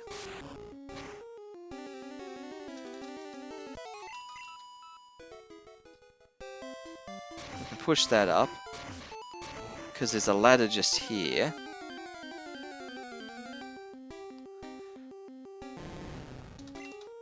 But again, the problem is it's going to reset the boulders. So what I'm actually going to do,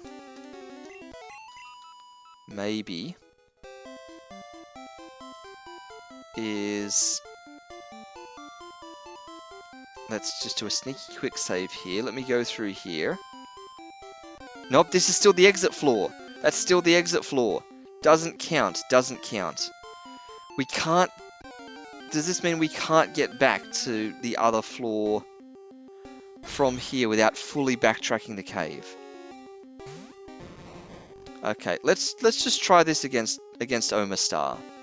We're going to try this against Omastar. Yeah, there's no reason to test it against Starmie, over half the Pokemon in the game. We'll do it with Omastar, because he does water type as well. So, let me do Light Screen.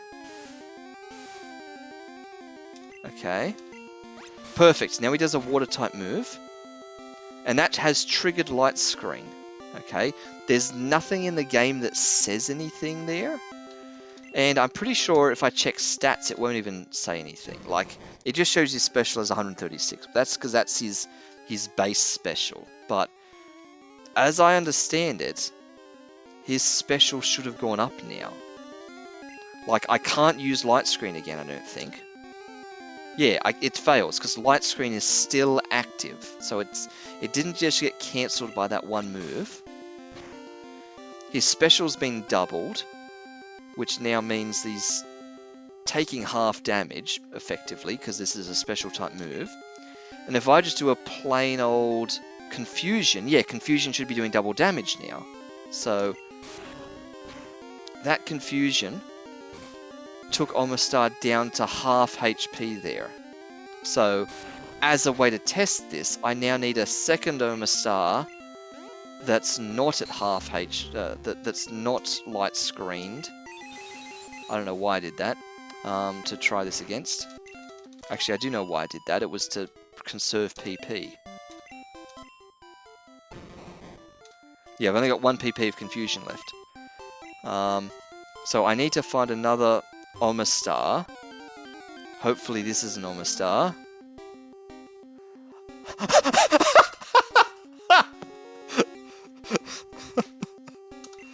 Oh. What is this? What is this? Okay, we have 2 Psychics. We can test this all over again with Psychic. Okay? So, let's see. We're going to do just a regular Psychic to start with, just to see what it does. So here's the baseline of a Psychic. Does that. Not very effective. Does what? Like a third of the hit points, maybe? Starmie special fell, sure. Starmie uses Harden, don't do that. I'm going to throw up a light screen. I need you to use a special type move. That does not count. Tackle is not special. I need to stall now. So I'm going to throw down another light screen. Tackle is not what we want here. And I'm going to have to heal because we could do something silly if we're not careful here. I need a water gun. There it is. Okay. That's triggered light screen now. So now, if we try Psychic again, is this going to do more than just another third of health? Ideally, if this isn't a critical hit, it should completely kill the Starmie.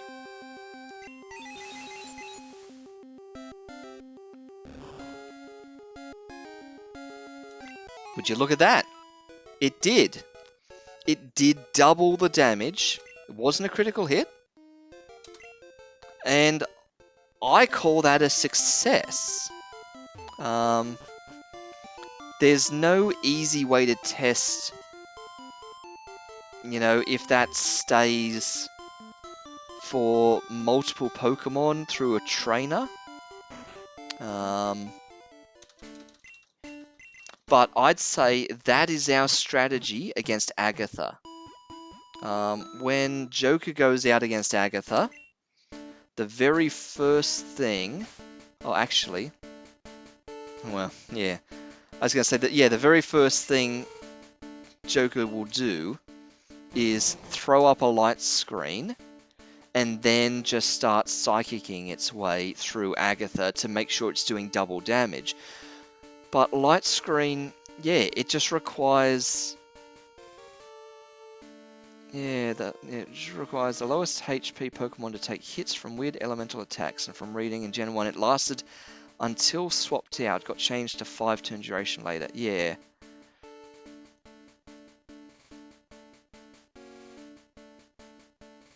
So the trouble is getting hit by an elemental attack, by a special type attack. Because now that I think about it, Agatha's ghost type Pokemon, the only way this could happen is if her ghost type Pokemon know a psychic move. Because psychic is special type. But Agatha's ghost type Pokemon are probably never going to use psychic against Mr. Mime because it's not very effective.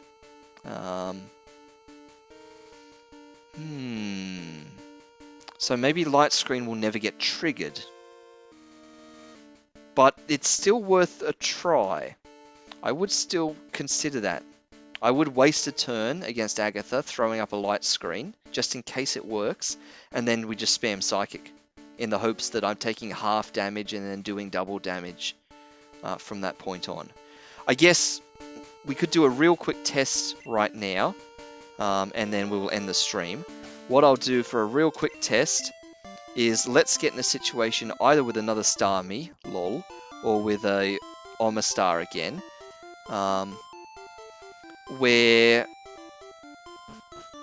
we don't take special damage. We just take normal damage from like tackle or something and see if we can tell if there's a difference here.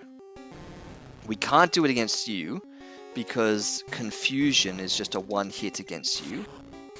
We need someone that won't take a one hit from confusion, which is why we need Oma Star or ideally a Starmie, because being psychic type you'll take even less damage. Can't do you because you're also a one hit kill. Yeah, the trouble with testing this now is you guys are too weak. Joker's actually too powerful now. Agatha's only ghost attack is Dream Eater. Oh, that is super scary, because that requires allowing Mr. Mime to be put to sleep. Which they totally can do, because they've got hypnosis. That is a thing that is technically possible. But I wouldn't be prepared to risk letting that happen, I don't think. Acid. Acid being a poison type move. Oh, use acid on the snake. Yeah, but acid being a poison type move is just isn't a special. Isn't an elemental move. Poison type is just a physical, so it wouldn't be affected by the special stat. Poison type moves go on your attack stat, not your special stat. So here we go. This will be our chance to test. Okay, so let us do... So we need to not get hit by water gun this time. So let's do a confusion. There's our baseline. Perfect. Leer. So if we do a light screen, don't get hit by water gun. Okay, let's just pretend that didn't happen. So I've snuck a little save point in time here, just to make sure we can do this. So there's our baseline. Put down a light screen. Good, there's another withdraw. So now if we try confusion again, we've activated light screen, but light screen hasn't been triggered by an opponent's elemental move. So if I do a confusion now, this should do exactly the same as the first confusion. And it does. That did exactly the same damage as the first confusion. You're trying to call the crit. Well, that was a successful test then. That proves that this light screen is still active, because it fails if I try to use it again. Now he used the water gun. Now it's triggered the light screen. So now we're protected. So now if I go to use confusion, it's going to do double damage, which we don't need anymore. Okay, that's interesting to know. Successful experiment. I am also, and I know I keep dragging this on, and it is getting late. 3.5 hours. We only have 1,500 XP to a level up, so let's just do it. That will put Joker at level 54, and that will be a great place to call it. I think that also might mean that technically that Joker is the highest level Pokemon in the party? Question mark? Oh, there's Magnemites we could have tested this against too. That would have worked. I think the others are level 53. I think both Sparky and Grumpy? No, Sparky and Hippo are both level 53, right?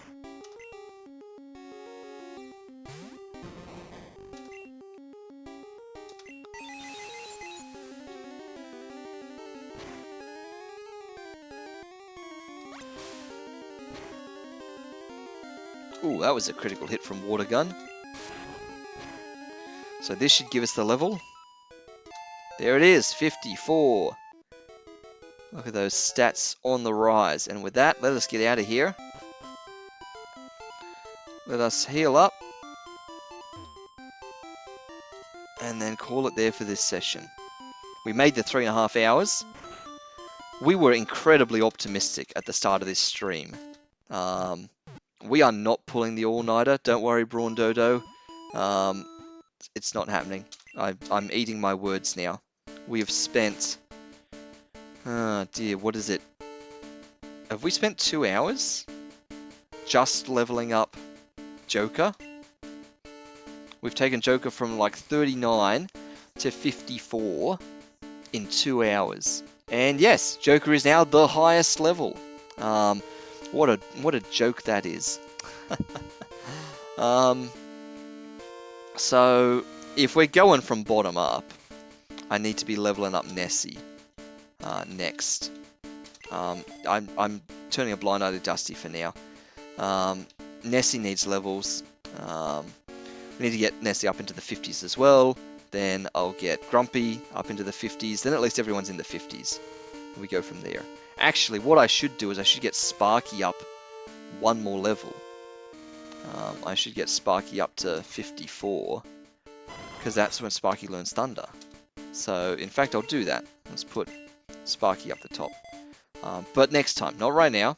Next time. Next time Sparky gets a level up. And all of these. Sparky, maybe Grumpy are the ones that will need to be in high 50s. Yeah, Sparky definitely. Grumpy definitely. Hippo is only going to really be out for Bruno. And then just as a damage soak. With just solid defense. Nessie does need to be in the high 50s as well. Because Nessie's the one that's going to take on Lance. So we need Nessie to be that high. In order to actually stand up against Lance's Dragon-type Pokemon. Joker is fine. I wouldn't level Joker anymore at this point. Maybe. We'll see. It's just about whether his HP is good. And that's everyone. Yeah, we just spoke to everyone. And Dusty, maybe. Maybe we do some stuff with Dusty. I will also probably do a little bit of leveling off camera. I will probably get Sparky up to 54 or something, and I will get all the others up to whatever, and do a bunch of leveling with them. So that's a thing that I will do. And in a fortnight's time, when we come back, hopefully all of these guys should be up in the 50s.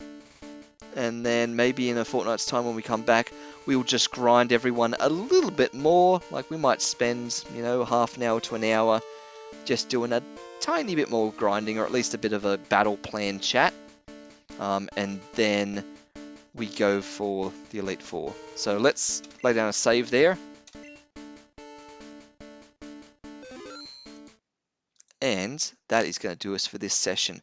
Over 3.5 hours. Coming up on midnight, a couple of minutes away from midnight there. So, yep, good long session there, and we're making progress. This was episode 9. Yep, we're going to make it to 10 episodes. So, returning for the stream in a fortnight. Thank you for your understanding, as we will be off the air next week. But 2 Mondays from now, we will be back to finish up with certainty. I promise you this time, with certainty, taking on the Elite Four and seeing how we go. So thank you everyone for tuning in and for watching. This has been another week where Sharky Goes Retro. I will catch you all in the next stream. Bye bye.